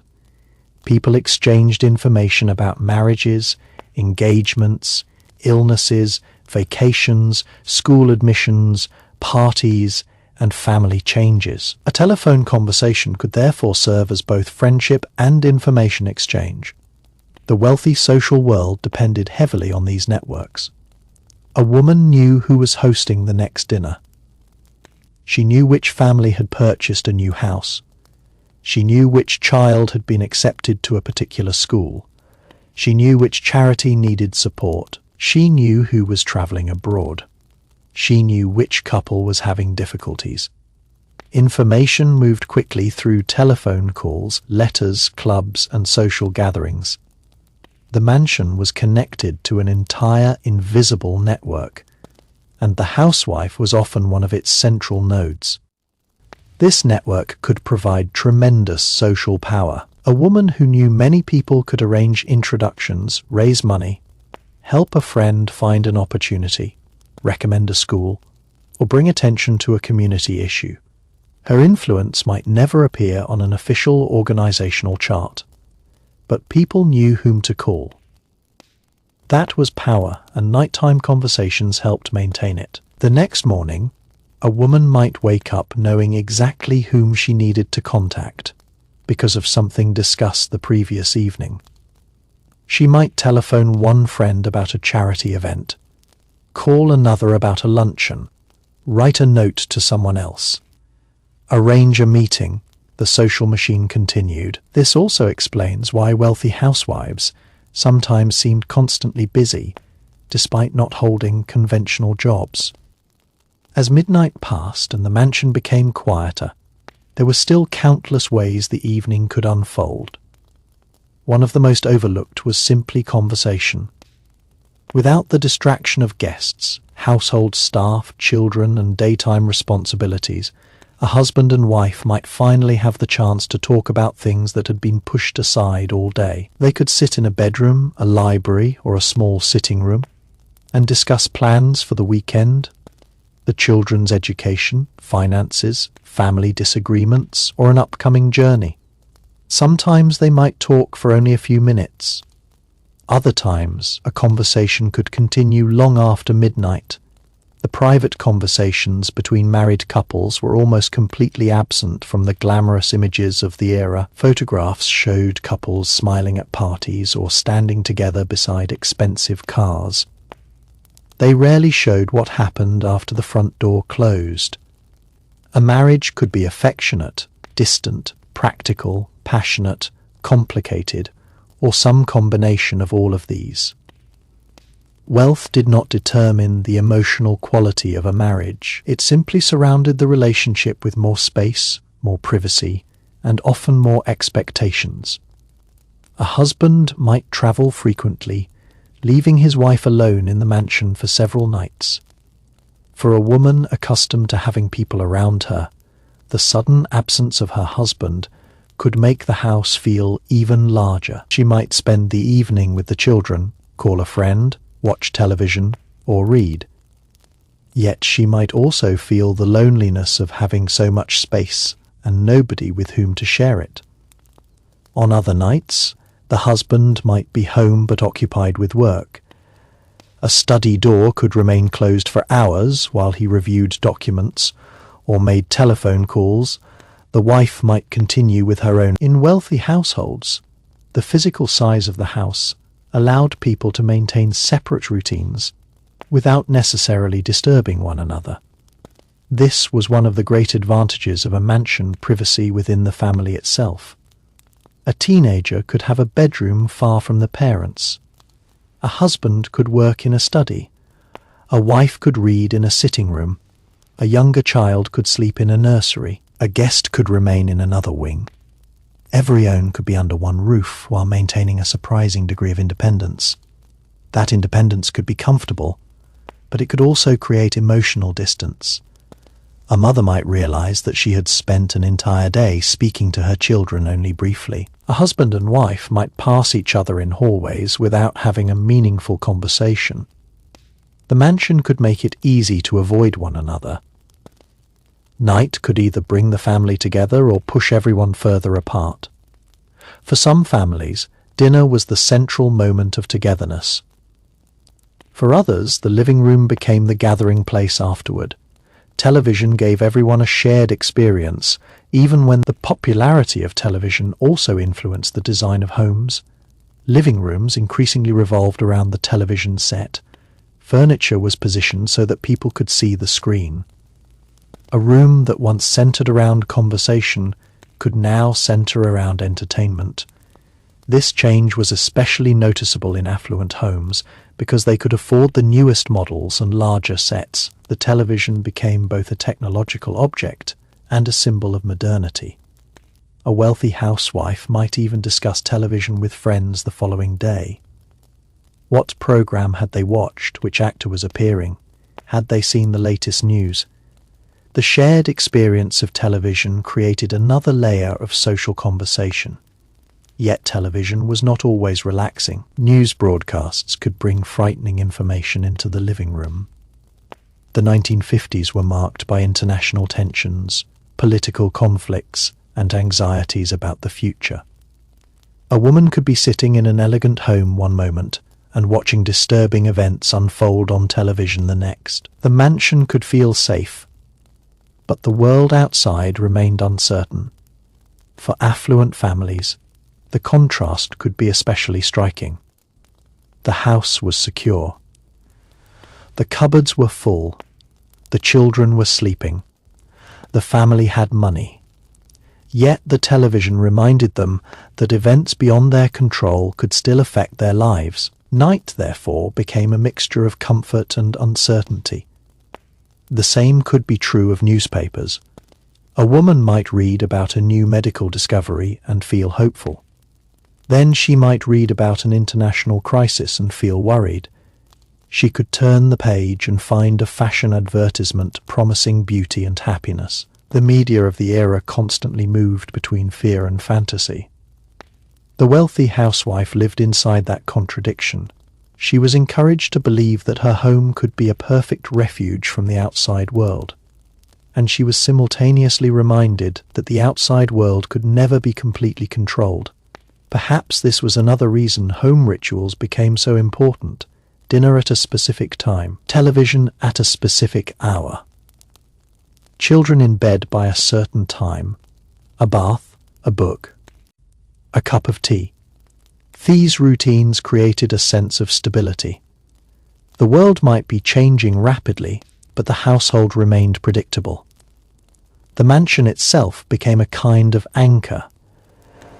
A woman could know exactly where everything belonged. She could walk through the kitchen and know what would happen the next morning. She could look at the calendar and understand the family's schedule. She could anticipate the arrival of guests. Routine created control. For some women, that control was deeply satisfying. Managing a large household could feel like running a small organization. There were people, schedules, budgets, resources, equipment, and goals. A woman who was good at organization could take enormous pride in keeping everything functioning smoothly. The problem was that successful management often became invisible. When everything worked perfectly, nobody noticed. If breakfast appeared on time, nobody wondered how it happened. If the children arrived at school with everything they needed, nobody saw the planning behind it. If a dinner party went smoothly, guests assumed it was effortless. The only time people noticed the housewife's management was when something went wrong. That could be frustrating. A woman might spend days preparing an event, receive compliments for the beautiful evening, and then remember only the one thing that had gone wrong. Perhaps the roast was late. Perhaps the flowers arrived damaged. Perhaps a guest complained, perhaps the weather changed, The human mind tends to remember problems more strongly than successes, so the late night hours could become a time when she replayed mistakes. She might think about something she had said. Maybe she wondered whether a guest had misunderstood her. Maybe she regretted a decision. Maybe she worried that someone was angry. Social perfection was impossible, but the expectation of it could be powerful. The wealthy social world was often intensely observant. People noticed clothes. They noticed homes. They noticed cars. They noticed children's behavior. They noticed who attended which parties. They noticed who was invited. They noticed who was not invited. A woman's social position could be communicated through details that seemed insignificant to outsiders. This meant that entertaining was not merely entertainment. It was reputation management. And reputation management could continue after dark. A housewife might think about whom she should invite next time. Perhaps someone had been left out. Perhaps two guests should not be seated together again. Perhaps another family should be introduced. Her next party was already being designed before the current one had completely faded from memory. This constant forward planning could make social life feel like an endless calendar. Yet there were also evenings when the housewife deliberately escaped the calendar. She might decide not to accept any invitations. She could spend the evening in comfortable clothing.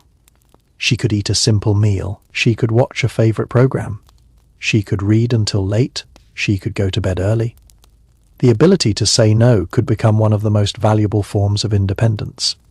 Not everyone had it. Some women worried that refusing too many invitations would damage relationships. Others genuinely enjoyed being busy. But those who valued privacy could protect certain evenings for themselves. The mansion made this easier because there was always somewhere to retreat. A small house could make solitude difficult. A large mansion could make solitude effortless. A woman could disappear into a library and close the door. She could sit on a balcony. She could walk through the garden. She could retreat to a private sitting room. She could spend hours without being disturbed. This was especially useful for reading or writing. The library could become a sanctuary. Books lined the walls. A comfortable chair faced a lamp. A small table held a drink. The rest of the house was far away. There, the housewife could temporarily become something other than a hostess. She could become a reader, a student, a thinker. Perhaps she read about ancient history. Perhaps she read novels. Perhaps she followed developments in science. Perhaps she read travel books. Perhaps she studied art. The subject did not matter. The important thing was that the activity belonged to her. Education did not necessarily end when women married. Many continued learning through books, lectures, clubs, correspondence courses, museums, and travel. Wealth could make these opportunities easier to access. A woman might also attend evening classes or lectures, especially in cities where cultural institutions were nearby. There was another part of the nighttime routine that rarely appeared in photographs, preparing the household emotionally for the next day. A wealthy mansion could have schedules, employees, calendars, and systems, but families were still unpredictable. A child could wake up frightened. A husband could return home in a bad mood. A relative could telephone with difficult news. A social commitment could suddenly change. The housewife often had to be the person who absorbed these changes and kept the household moving. That meant that even after everyone appeared to be asleep, she might still be thinking about the people under her roof. Was her daughter worried about school? Was her son getting along with his friends? Was her husband stressed about business? Was an elderly relative doing well? Was the nanny comfortable with the children's routine? These thoughts could occupy the quietest hours of the night. A woman might sit beside a sleeping child's bed for a few minutes, simply watching them breathe. The enormous mansion, the expensive furniture, and the social world outside the bedroom suddenly became irrelevant. At that moment, she was simply a mother. The same could happen with a husband. A couple might sit quietly before going to sleep, talking about nothing important. They might discuss the weather, a movie, a friend's behavior, or what they wanted to do on Sunday. These conversations were ordinary, but ordinary moments often formed the emotional foundation of family life. Not every meaningful moment required a grand event. Sometimes it was simply two people sitting together at the end of the day. The 1950s were also a period when family rituals remained extremely important. Evening routines gave children a sense of stability. Bedtime came at a predictable hour. Parents checked homework. Families ate together when possible. Television programs created shared experiences. Weekends had their own rhythms. For wealthy families, those rituals took place in larger surroundings. But the emotional purpose was similar. A child could still feel safe because a parent was nearby. A teenager could still want approval. A mother could still worry. A father could still be exhausted. The mansion did not change those basic relationships. What it changed was the environment. The environment could be spectacular. A child might grow up with a bedroom larger than many modern apartments. There might be gardens outside, a swimming pool, a library and staff members available to help. Yet the child could still be bored, they could still complain, they could still want attention, they could still feel lonely. This was particularly true for children whose parents traveled frequently. Wealthy families could send children to boarding schools, summer camps, or long vacations. A mansion could therefore become strangely quiet when children were away. The housewife might walk through their rooms at night and notice how silent they were. Their toys remained, their clothes remained, their books remained. But the children were gone. The emptiness could be emotional. For some mothers, this was one of the hardest parts of wealth. The resources that provided opportunities for children could also take them away from home. Night made that absence more obvious. There was nobody asking for a bedtime story, nobody running down the hallway, nobody calling from another room. The house was beautifully maintained and completely quiet. A woman might respond by increasing her social activities. She could attend more charity meetings, travel with her husband, host more dinners, join a club, spend more time with friends. Or she could simply enjoy the newfound freedom. Again, there was no single experience. Different women responded differently. Some embraced empty nest life, others struggled with it. The social environment of the 1950s often encouraged women to define themselves through family roles. So when children became independent, some women had to discover new identities. Nighttime could become a period of experimentation. A woman, she could take up painting. She might learn to play an instrument. She could join a cultural organization. She might start collecting art. She might become involved in a charity. The mansion provided space for these pursuits. A spare room could become a studio. A library could become a study.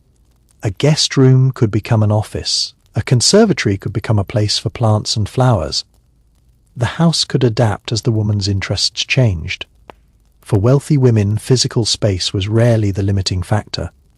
Time was. There were always social expectations competing for those hours. A charity dinner could occupy an entire evening. A club meeting could last until late. A theatre performance could keep her away from home for hours.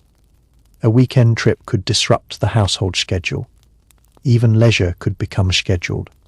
This is one of the paradoxes of affluent life. Having more resources could mean having more opportunities, but more opportunities could create more commitments.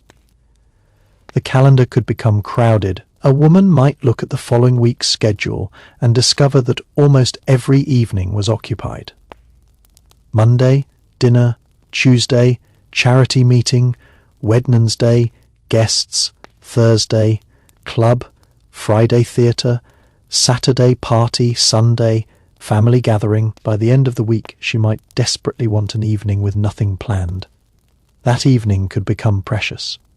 She might deliberately protect it. No guests, no phone calls, no formal clothing, no social obligations, just home. Perhaps she would order a simple dinner from the kitchen and spend the evening watching television with her husband.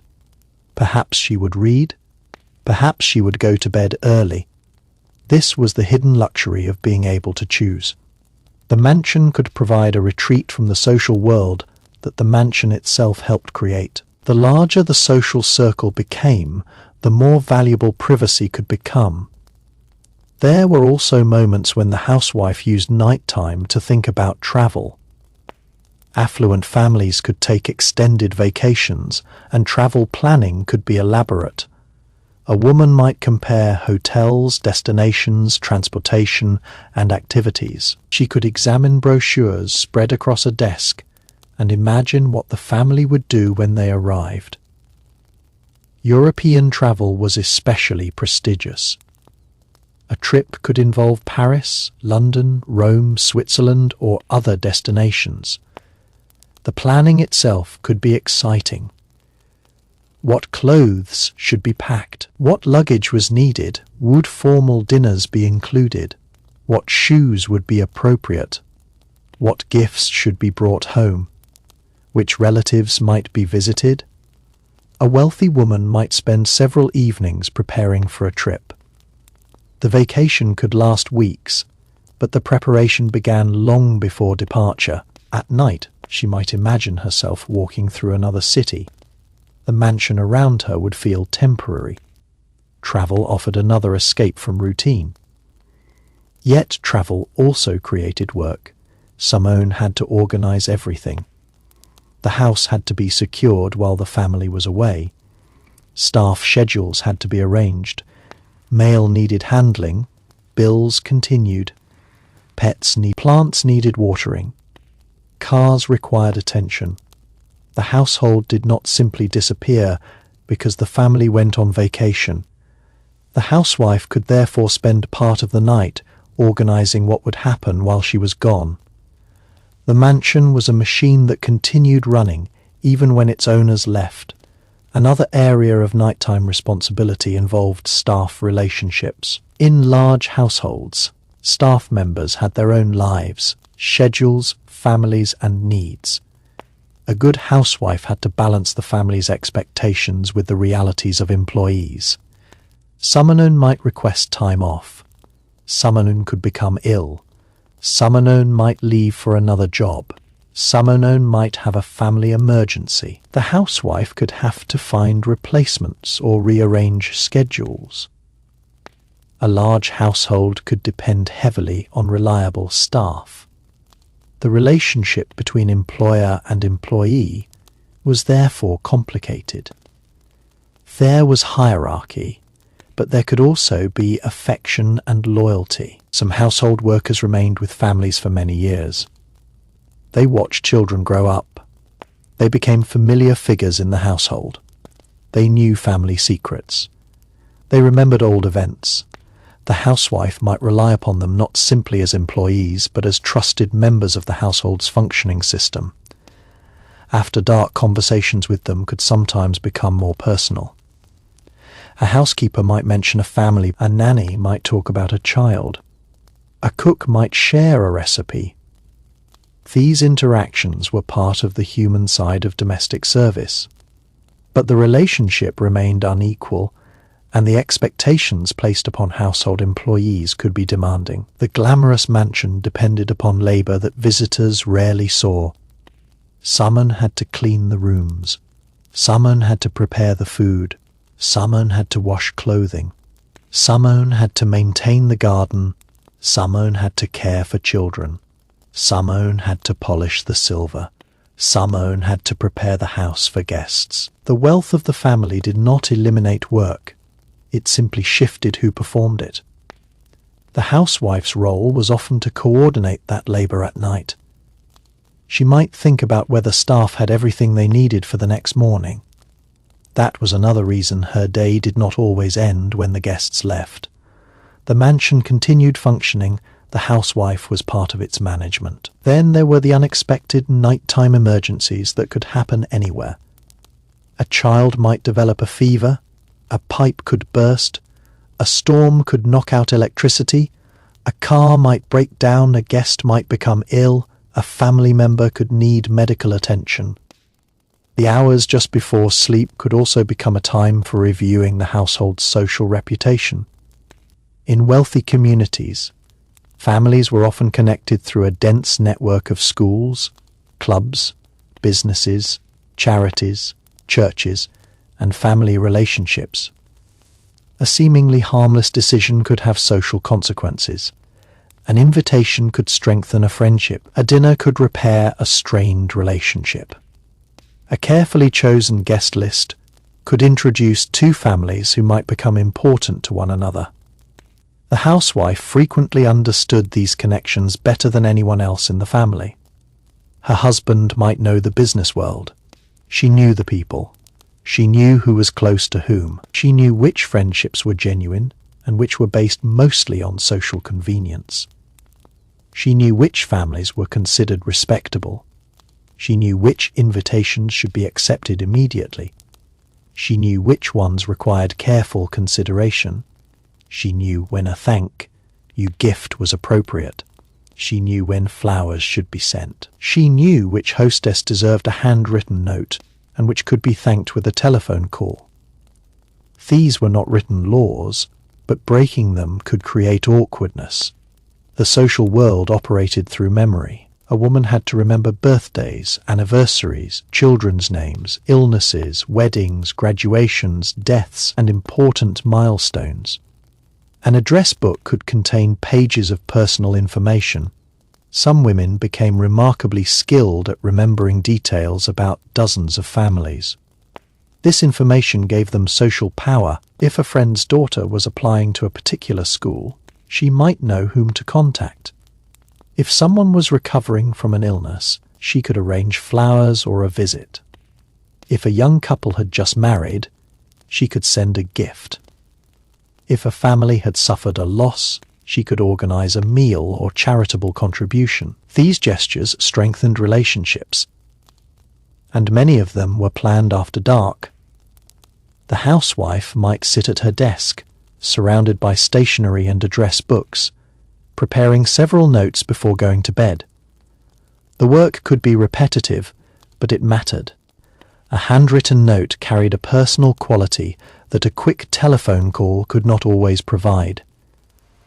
The handwriting at elegant stationery, carefully chosen words, and a proper signature communicated respect. A woman could spend 20 minutes writing a note that took only a minute to read. That was the nature of social etiquette. The effort was often invisible to the recipient, but the effort mattered. Another evening responsibility could involve preparing gifts.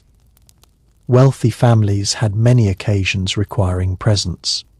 Birthdays, weddings, anniversaries, holidays, graduations, baby celebrations, and social visits could all require appropriate gifts. A woman might maintain a supply of wrapping paper, ribbons, cards, and small presents at home. After dinner, she could wrap something for a friend while listening to the radio. The process could be surprisingly elaborate. The paper had to be cut correctly, the ribbon had to be tied neatly, the card had to be written, the name had to be checked. Everything had to look polished. The gift itself could also communicate taste. An expensive gift could be considered excessive in one situation and appropriate in another. The housewife needed to understand the difference. Again, social intelligence mattered. The same was true when receiving gifts. A wealthy family might receive expensive presents from friends and business associates. The housewife had to acknowledge them properly. She might record what had been received, who had sent it, and whether a thank you note was required. Her household notebook could become a record of social exchanges. This was particularly useful during the holidays. Christmas could generate an enormous amount of correspondence and gift giving. A wealthy mansion might become filled with packages. Children could become excited. Adults could become overwhelmed. The housewife had to keep track of everything. At night, after the children were asleep, she might quietly organize gifts and make sure everything was ready for the next morning. There was something almost magical about those moments. The mansion was dark. The Christmas tree remained illuminated. Wrapped gifts sat beneath it. The rest of the family slept. The housewife could walk quietly through the room, checking everything one final time. For a few minutes, she could simply enjoy the scene. These private moments were often more meaningful than the public celebrations. The same could happen before birthdays. A mother might stay awake arranging decorations, preparing a surprise, or checking that a gift had been delivered. The child would wake the next morning believing that the celebration had simply appeared. The effort behind it remained invisible. This was a recurring pattern in domestic life. Someone created the magic, everyone else experienced it, and that someone was often the mother. The same principle applied to family photographs. Before a major event, she might make sure everyone had appropriate clothing. Afterwards, she might organize the photographs. She could choose which pictures belonged in an album and which should be stored away. Photographs became another form of family management. A wealthy household could have albums covering decades. Wedding photographs, children's birthdays, vacations, school events, formal portraits, Christmas mornings, dinner parties, graduations. These images created a carefully selected version of family history. The photographs showed happiness, they showed success, they showed togetherness, but the woman organizing them knew what had happened outside the frame. She knew when someone had been arguing. She knew who had been tired. She knew which child had refused to smile. She knew how long it had taken to gather everyone together. The photograph was perfect because reality had been imperfect. That was true of much of 1950s domestic life. The polished image was not necessarily false. It was simply incomplete. The family could genuinely be happy while also having disagreements. A woman could genuinely enjoy her marriage while sometimes feeling exhausted. A family could genuinely love its mansion while occasionally feeling trapped by its obligations. Multiple truths could exist at the same time. Nighttime made room for those contradictions. A woman could take off her jewelry and stop thinking about appearances. She could admit that she was tired. She could think about something she wanted for herself. She could remember an old friend. She could wonder what might have happened if her life had taken a different direction. Perhaps she had once dreamed of traveling alone. Perhaps she had wanted to study art. Perhaps she had wanted to write. Perhaps she had imagined a career before marriage. Perhaps she had never wanted anything beyond family life. There was no universal answer, but the private hours allowed questions to exist. For women who felt restless, those questions could become increasingly important. The 1950s presented domesticity as a major source of female fulfillment. Marriage, children, housekeeping, entertaining, and appearance were often portrayed as the natural goals of a respectable woman. But reality was more complicated. Women had personalities. They had ambitions, they had talents, they had interests, they had frustrations. A mansion could provide a woman with comfort, but comfort was not the same thing as fulfillment. Some women found deep meaning in managing their households. Others needed something beyond the home.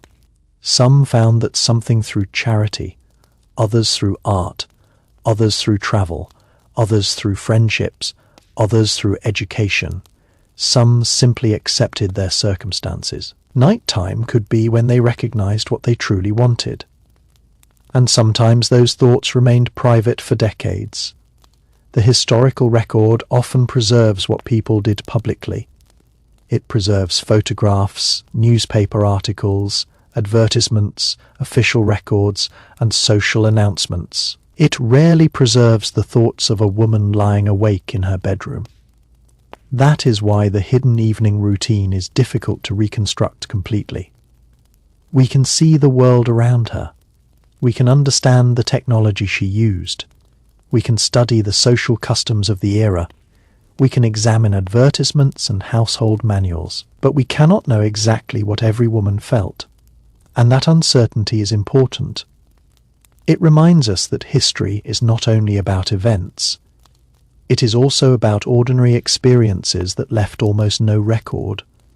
A wealthy woman could spend an entire night doing something that nobody thought important enough to document.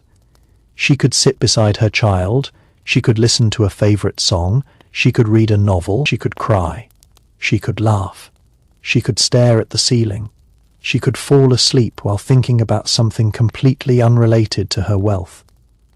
These moments are almost invisible in historical records, but they were part of life.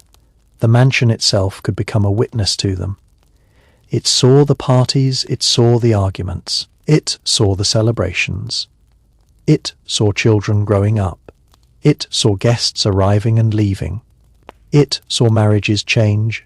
It saw people age. It saw rooms being redecorated.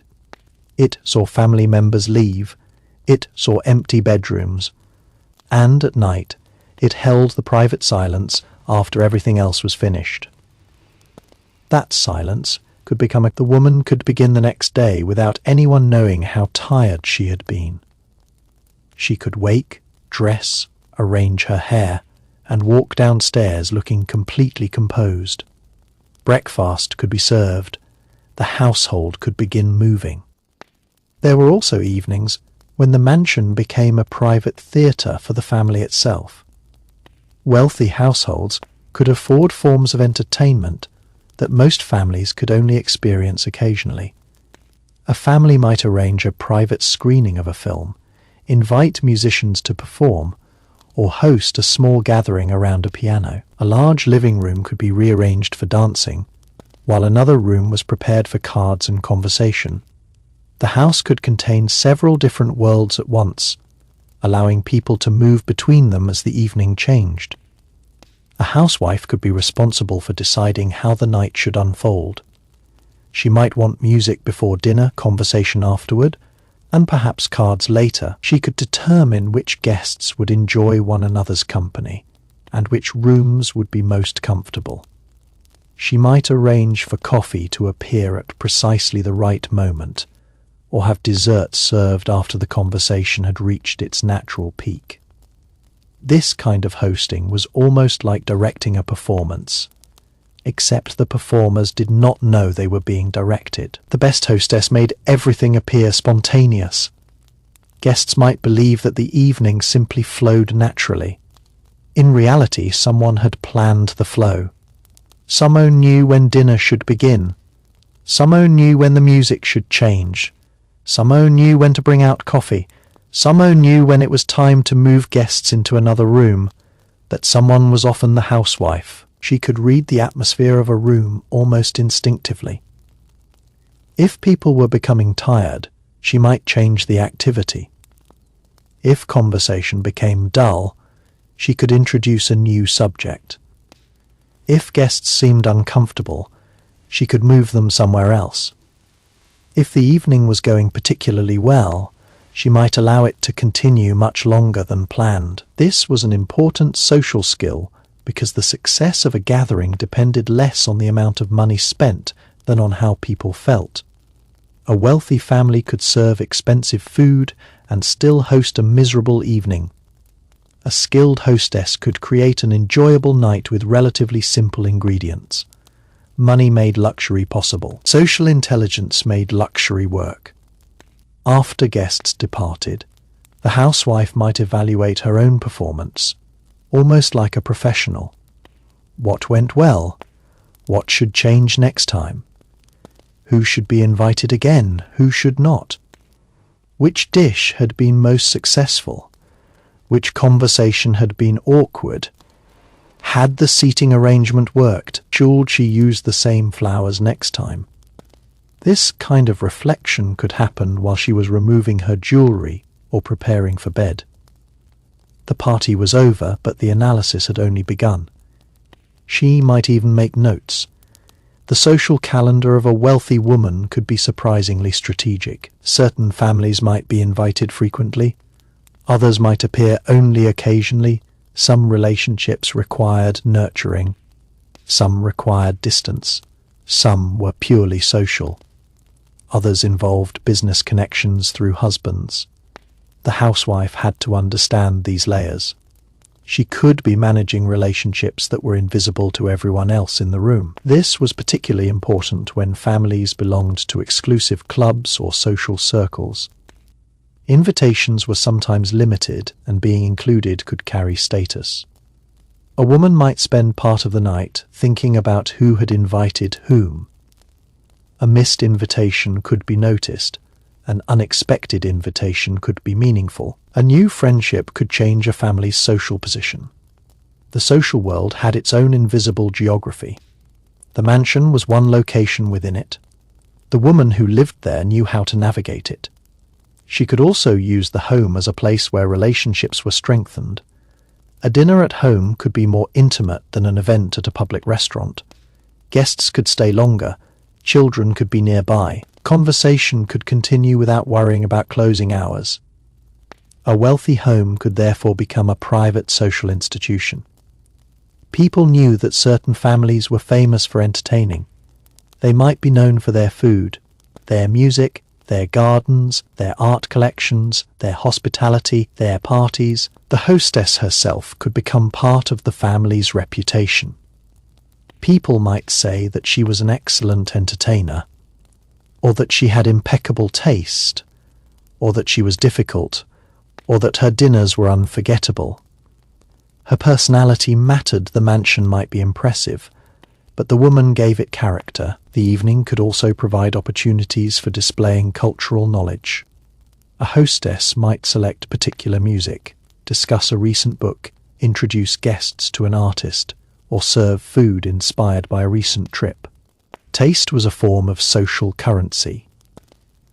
Knowing what was fashionable could be almost as important as owning it. This applied to art, furniture, food, music, clothing, travel, and architecture. A woman who could discuss these subjects intelligently demonstrated sophistication. The evening therefore became a classroom of sorts. Guests exchanged information. They recommended restaurants, they discussed books, they talked about travel, they shared recipes, they mentioned new designers, they compared vacation destinations. The hostess listened and learned. The following week, she might use something she had learned to improve another event. This social exchange helped spread cultural trends through wealthy communities. But not every woman enjoyed this constant competition over taste. Some found it superficial. Others enjoyed it again. Individual personality mattered. The 1950s were not a single experience. They contained many different experiences happening simultaneously. A woman could live traditionally while quietly reading modern literature. She could enjoy elegant entertaining while secretly dreaming of a career. She could love her children while feeling overwhelmed by motherhood. She could appreciate wealth while questioning the expectations that came with it. She could participate in social life while longing for solitude. These contradictions make the period much more interesting than the simple image of the perfect housewife. After dark, those contradictions could become more obvious. Daytime demanded performance. Night allowed reflection. A woman might look at the grand bedroom around her and wonder whether she was truly satisfied. Perhaps she was. Perhaps she was not. Perhaps she had never thought about the question. The 1950s did not encourage women to openly discuss dissatisfaction with domestic life. A woman who complained about a luxurious home could be judged harshly. Others might say she had nothing to complain about. That could make emotional problems harder to discuss. Imagine living in a beautiful mansion, having comfortable clothing, household assistants, good food, and social status. yet feeling lonely. How could you explain that to someone? Material comfort could make emotional pain difficult to admit. A woman might therefore keep her feelings private. She might smile at dinner. She might attend parties. She might appear perfectly content. Then, after everyone went to bed, she could finally admit to herself that something was missing. That missing thing might be companionship, purpose, intellectual stimulation, independence, adventure, or simply more control over her own time. These were not necessarily dramatic problems. Sometimes a person simply wanted something different, and the night gave her room to imagine it. She might read a travel article and imagine living somewhere else. She might see a photograph of a university and wonder what life would have been like if she had continued studying. She might hear music and remember a talent she had abandoned. She might open an old notebook and find an unfinished poem. She might discover a letter she wrote as a young woman and recognize how different she had once imagined her future. These moments could be deeply emotional. The mansion around her represented the life she had built. The memory represented the life she had once imagined. Sometimes the two were perfectly compatible. Sometimes they were not. For other women, there was no such conflict. They genuinely wanted domestic life. They loved organizing family events. They enjoyed cooking and decorating. They took pride in raising children. They liked the stability of a predictable routine. They appreciated being able to focus on home rather than earning a wage. For them, nighttime could be deeply satisfying because it marked the completion of another successful day. They could look around the house and feel proud. The children were safe. Dinner had gone well. The guests had enjoyed themselves. The household had functioned. Tomorrow was organized. Everything was under control. That sense of accomplishment should not be dismissed simply because the work happened inside the home. Managing a complex household required real ability.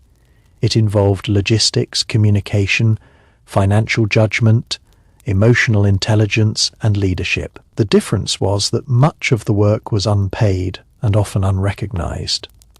The mansion's elegance could make the work even harder to see. Visitors saw a beautiful home. They did not see the management behind it. The housewife herself might be the only person who understood the full scale. She knew how many people had worked that day. She knew what had gone wrong. She knew what had been fixed. She knew what remained unfinished. And at night, she could mentally close the day's account. Another day completed. Another set of problems solved. Another social obligation fulfilled. Another family dinner finished. Another evening survived. Then she could begin preparing for tomorrow. Perhaps she would look at the calendar one last time. The next day might begin early. The night could also become a time when the boundaries between the different generations living in the mansion became less formal. During the day, everyone had a role. The father might be at work, the children at school, household staff moving through their duties, and the mother coordinating everything. After dinner, those roles could soften. A teenager might sit beside her mother and discuss a problem she would never mention in front of the rest of the family. A husband might reveal that a difficult business decision had been weighing on him. A younger child might crawl into the parents' room after a nightmare. These small moments could make an enormous mansion feel surprisingly intimate. A mother could also use the evening to teach her children the social habits expected of their class. Table manners, conversation, greetings, introductions, and appropriate behavior were often taught gradually. A child growing up in an affluent family might be expected to know how to greet an adult properly, how to write a thank you note, how to behave at a formal dinner, and how to speak respectfully to household employees and guests. The lessons might appear casual, but they were part of preparing children for the social world they would inherit. A daughter might be taught how to host a dinner.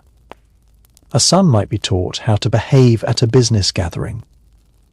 Children learned by watching their parents. They saw how their mother welcomed guests. They saw how their father spoke to important people. They learned which subjects were appropriate at the dinner table. They learned that some conversations were private. They learned that appearances mattered. The house itself became a classroom. After dark, the lessons could continue in quieter ways. A mother might help her daughter choose a dress for a formal event. She could explain why one dress was appropriate for dinner and another for a daytime gathering. She might show her how to arrange her hair or choose jewelry. A son might ask his father about business. Children absorbed the culture of the household simply by living inside it.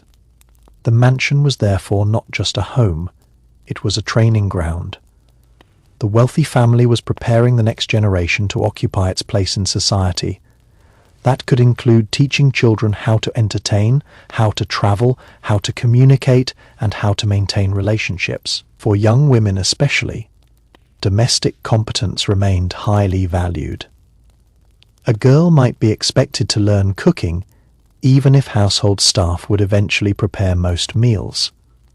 Cooking was presented as a basic feminine skill and a sign of good upbringing. She might learn how to prepare a few dishes, set a table, arrange flowers, or organize a small gathering. These lessons could take place during the day, but evenings sometimes provided opportunities to practice. A daughter might help her mother prepare a simple dessert. She could learn how to fold napkins. She might help arrange flowers. She could observe how guests were seated. The mother was passing knowledge from one generation to another. That knowledge was rarely written down in a formal manual. It was demonstrated, the daughter watched. She copied, she learned. This was especially important in families where social position depended on generations of traditions. Certain families had their own ways of entertaining, decorating, celebrating holidays, and interacting with guests. The daughter inherited not only possessions but habits. She learned what was considered tasteful. She learned what was considered vulgar. She learned which people were trusted. She learned how the family handled difficult situations. And eventually she might carry those habits into her own marriage. The mansion therefore preserved culture at night. When families talked quietly together, that culture was transmitted. Another part of the evening involved maintaining relationships with extended family. Wealthy families could have relatives living in different states or countries. They might maintain large family networks, and these relationships could involve regular visits, letters, and telephone calls. A woman could spend an evening calling a sister, mother, cousin, or adult child. These calls might begin with practical matters and eventually become long conversations about family history. Who was getting married? Who was ill? Who had moved? Who had bought a house? Who was expecting a baby? Who was having trouble at work? Family information traveled through these conversations. The housewife could become the keeper of family knowledge. She knew everyone's birthdays. She remembered important dates. She knew which relative preferred which kind of gift. She knew who was sensitive about certain subjects. She could connect people who otherwise might drift apart. The telephone was therefore more than a machine. It was a social network, and late at night, when the house was quiet, it could become the most important object in the room. The same telephone could bring laughter or anxiety. A call from a friend could brighten an evening. A call from a doctor could create fear. A call from a child could bring relief. A call from a relative could deliver important family news. The ringing itself could change the atmosphere instantly. Before answering, the housewife might wonder who was calling and why. There was no caller identification. The mystery lasted until the receiver was lifted. That uncertainty made nighttime calls particularly dramatic. A late call was rarely completely casual. People knew that calling late could disturb the household. If someone called after bedtime, there was usually a reason. Sometimes that reason was simply friendship. A close friend might say, "Are you still awake?" The conversation could continue for an hour. These late night calls could become some of the most honest conversations women had. Without children around, without husbands listening, without guests, just two friends speaking privately. They could discuss marriage, family problems, fashion, social rivalries, fears, ambitions, and personal frustrations. The telephone gave women a private communication channel within a society that often expected them to remain polite and composed. It allowed them to speak freely with trusted friends, and sometimes those conversations could provide emotional support that the formal social world did not. A woman could finish the call feeling lighter, or more worried, or amused, or determined to change something. The night could therefore alter her mood before sleep. Another possibility was writing personal notes to herself. Some women kept household journals, calendars, or notebooks where they recorded events. These could include information about meals, guests, children's activities, purchases, and appointments. Such records could become surprisingly detailed. A woman might record what had been served at a successful dinner so she could repeat it later. She might note which flowers worked best in a particular room. She could write down a recipe someone had shared. She might record the name of a decorator she wanted to contact. The household notebook was a practical memory system. In a large mansion, memory alone was not enough. There were too many details. Written records made the household manageable.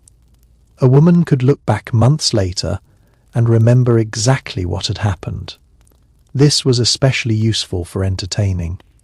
If 12 people had attended a dinner, she might record what had been served, where everyone had sat, and whether any special preferences had been mentioned. The next time those guests came, she would already know what they liked. This created the impression of extraordinary hospitality. A guest might be amazed that the hostess remembered their favorite dessert. The guest did not know that it might have been carefully recorded months earlier. Again, the effort remained invisible. That was the essence of good hospitality. Make people feel remembered. Make people feel comfortable.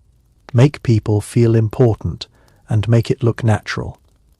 After the guests left, the hostess could finally look at her notes and decide what needed to be remembered for next time. The evening, therefore, contained both emotional work and administrative work. The two were inseparable. A wealthy woman might be expected to know not only what her guests liked, but how they felt. Was someone grieving? Was someone recently divorced? Had someone lost a job?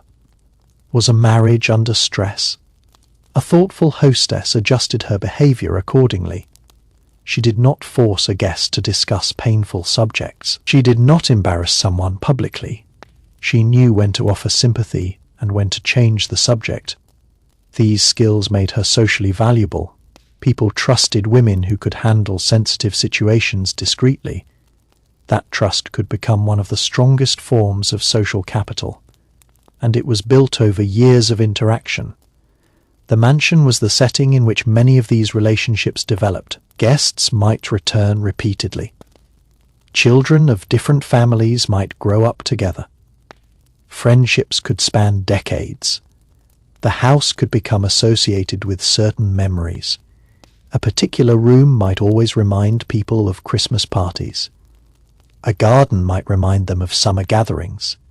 A dining room might remind them of anniversaries. A library might remind them of long conversations. The house accumulated emotional meaning. At night, when the rooms were empty, those memories remained. A woman might sit in a chair where her mother had once sat. She might look at a painting purchased decades earlier. She might remember a dinner that had taken place years ago. The mansion became a container for family history. And as families changed, the house could become a record of those changes. The first child was born. There were nights when the housewife's final hours were not spent alone at all. In some affluent households, the evening could continue into the early morning with relatives, close friends, or overnight guests. A large mansion made extended visits easier because there were enough bedrooms to accommodate people without anyone feeling crowded. A guest could arrive for dinner and unexpectedly remain until the following day, turning a simple evening into a miniature house party. The hostess had to think about the morning as soon as the guest decided to stay. Was the guest room ready? Were fresh towels available? Was there an appropriate breakfast planned? Did the guest need transportation? Was there clothing that needed pressing? Did the guest have an early appointment? These questions could appear at 10 or 11 o'clock at night, when most people would have considered the day finished. In a mansion, hospitality could become an around.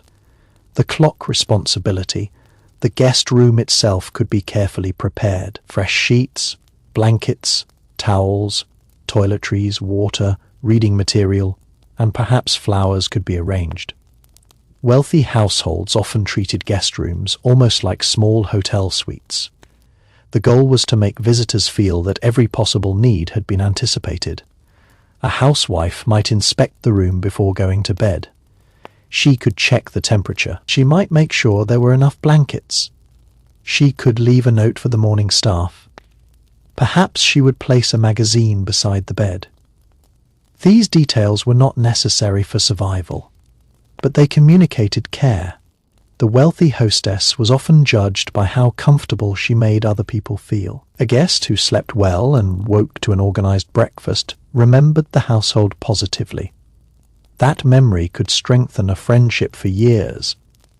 The next morning, the housewife might not even see the guest until breakfast.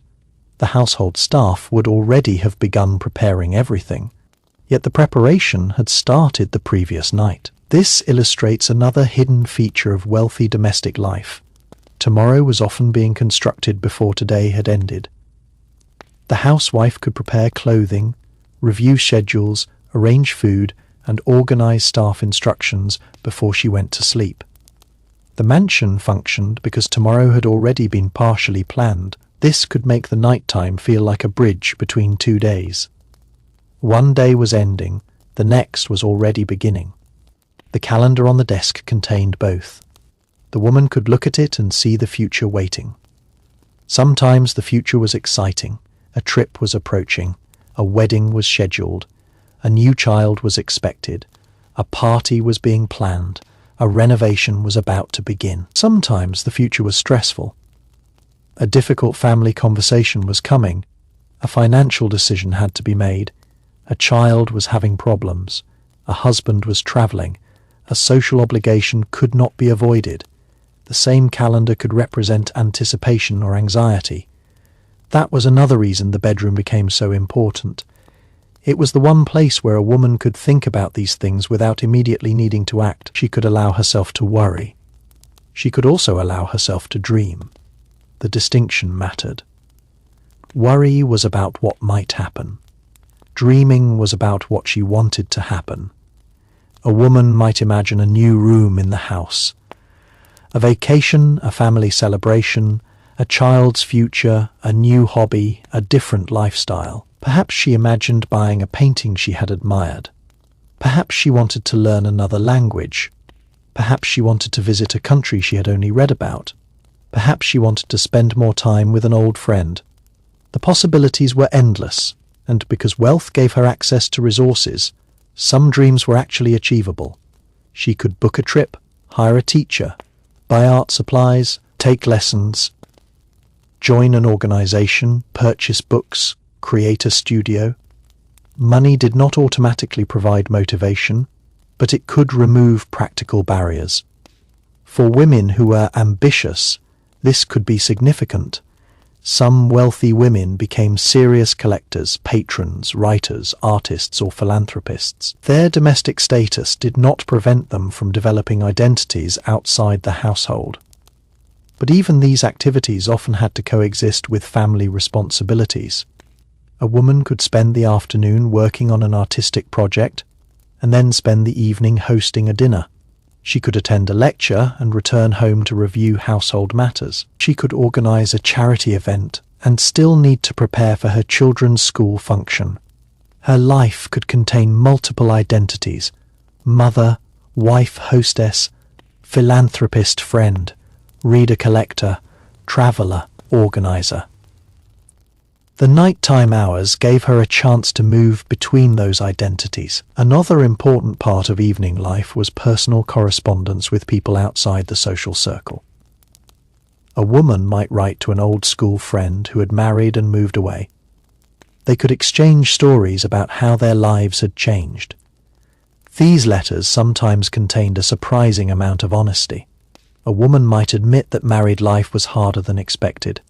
She might talk about her children. She might describe her husband's work.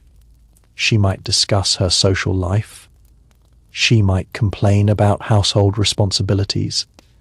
The letter provided distance and privacy. The recipient was far away. The conversation could be more honest because the two women did not have to maintain appearances in person. Such friendships could last for decades. A letter written at midnight might cross the country and arrive days later carrying the mood of the woman who wrote it. This slower form of communication created a different kind of intimacy. Every letter required effort. Every response required time. People could not simply send a dozen messages in a few minutes. As a result, correspondence itself became an activity worth doing carefully. The wealthy housewife might have beautiful stationery specifically for personal letters. She could use different stationery for different occasions, perhaps choosing something formal for certain people and something more personal for close friends. The choice of paper, pen, and wording could all communicate personality. This attention to small detail, a handwritten note, was not simply information. It was a social gesture. The same was true of invitations. A formal invitation could be carefully worded and printed on quality paper. A hostess might spend an evening reviewing the wording. Was the event formal enough to require special phrasing? Should children be included? What time should guests arrive? Should the invitation mention dress? Would dinner be served? These details mattered because guests needed to understand what was expected of them. A poorly worded invitation could create confusion. A carefully designed one made the event feel organized before it had even begun. The housewife might also spend evenings creating seating plans. This was especially important for formal dinners. Who should sit next to whom? Which conversations might work? Which personalities might clash? Who should be near the host? Who should be near the hostess? A seating arrangement could determine the entire atmosphere of a dinner. A good arrangement created conversation. A bad one created silence or tension. The hostess therefore needed to know her guests well. This was another reason wealthy women maintained extensive social knowledge. They were constantly managing relationships. Sometimes they could even use seating arrangements to create new connections. Two people who had never met might discover common interests. A potential friendship could begin. A business relationship could develop. A marriage connection could eventually emerge. Social life was not always accidental. People created opportunities for relationships through carefully organized gatherings. And the hostess was often the person making those opportunities possible. This gave her a quiet form of influence. She might never receive public recognition for it, but people remembered who brought them together. That memory could last. The evening therefore had consequences beyond itself. A dinner party could change a friendship. A conversation could create an opportunity. An invitation could repair a relationship. A charity event could establish a new alliance. A guest could meet someone who later became important to their life. The housewife was sometimes the architect of these encounters, yet, when the night ended, she was still the one left to think about the details. Did the right people meet? Did everyone feel included? Would they want to return? Was the conversation successful? Should another gathering be arranged? The social cycle continued. This was one reason some wealthy women rarely had truly empty calendars. There was always another occasion, another birthday, Another luncheon, another fundraiser, another dinner, another visit, another holiday. The evening could be the only time when she had a chance to look at the calendar and feel overwhelmed by everything coming. She might decide to decline a few invitations. She might postpone a gathering. She might ask her husband to attend an event without her. She might protect one evening for herself. These decisions were a form of personal boundary setting, and they mattered because the culture expected women to be socially available. A woman who was too private could be considered unfriendly. A woman who attended everything could become exhausted. The ideal was difficult to achieve. The housewife had to find her own balance. Sometimes the answer was simple: no guests, no party, no telephone, just family.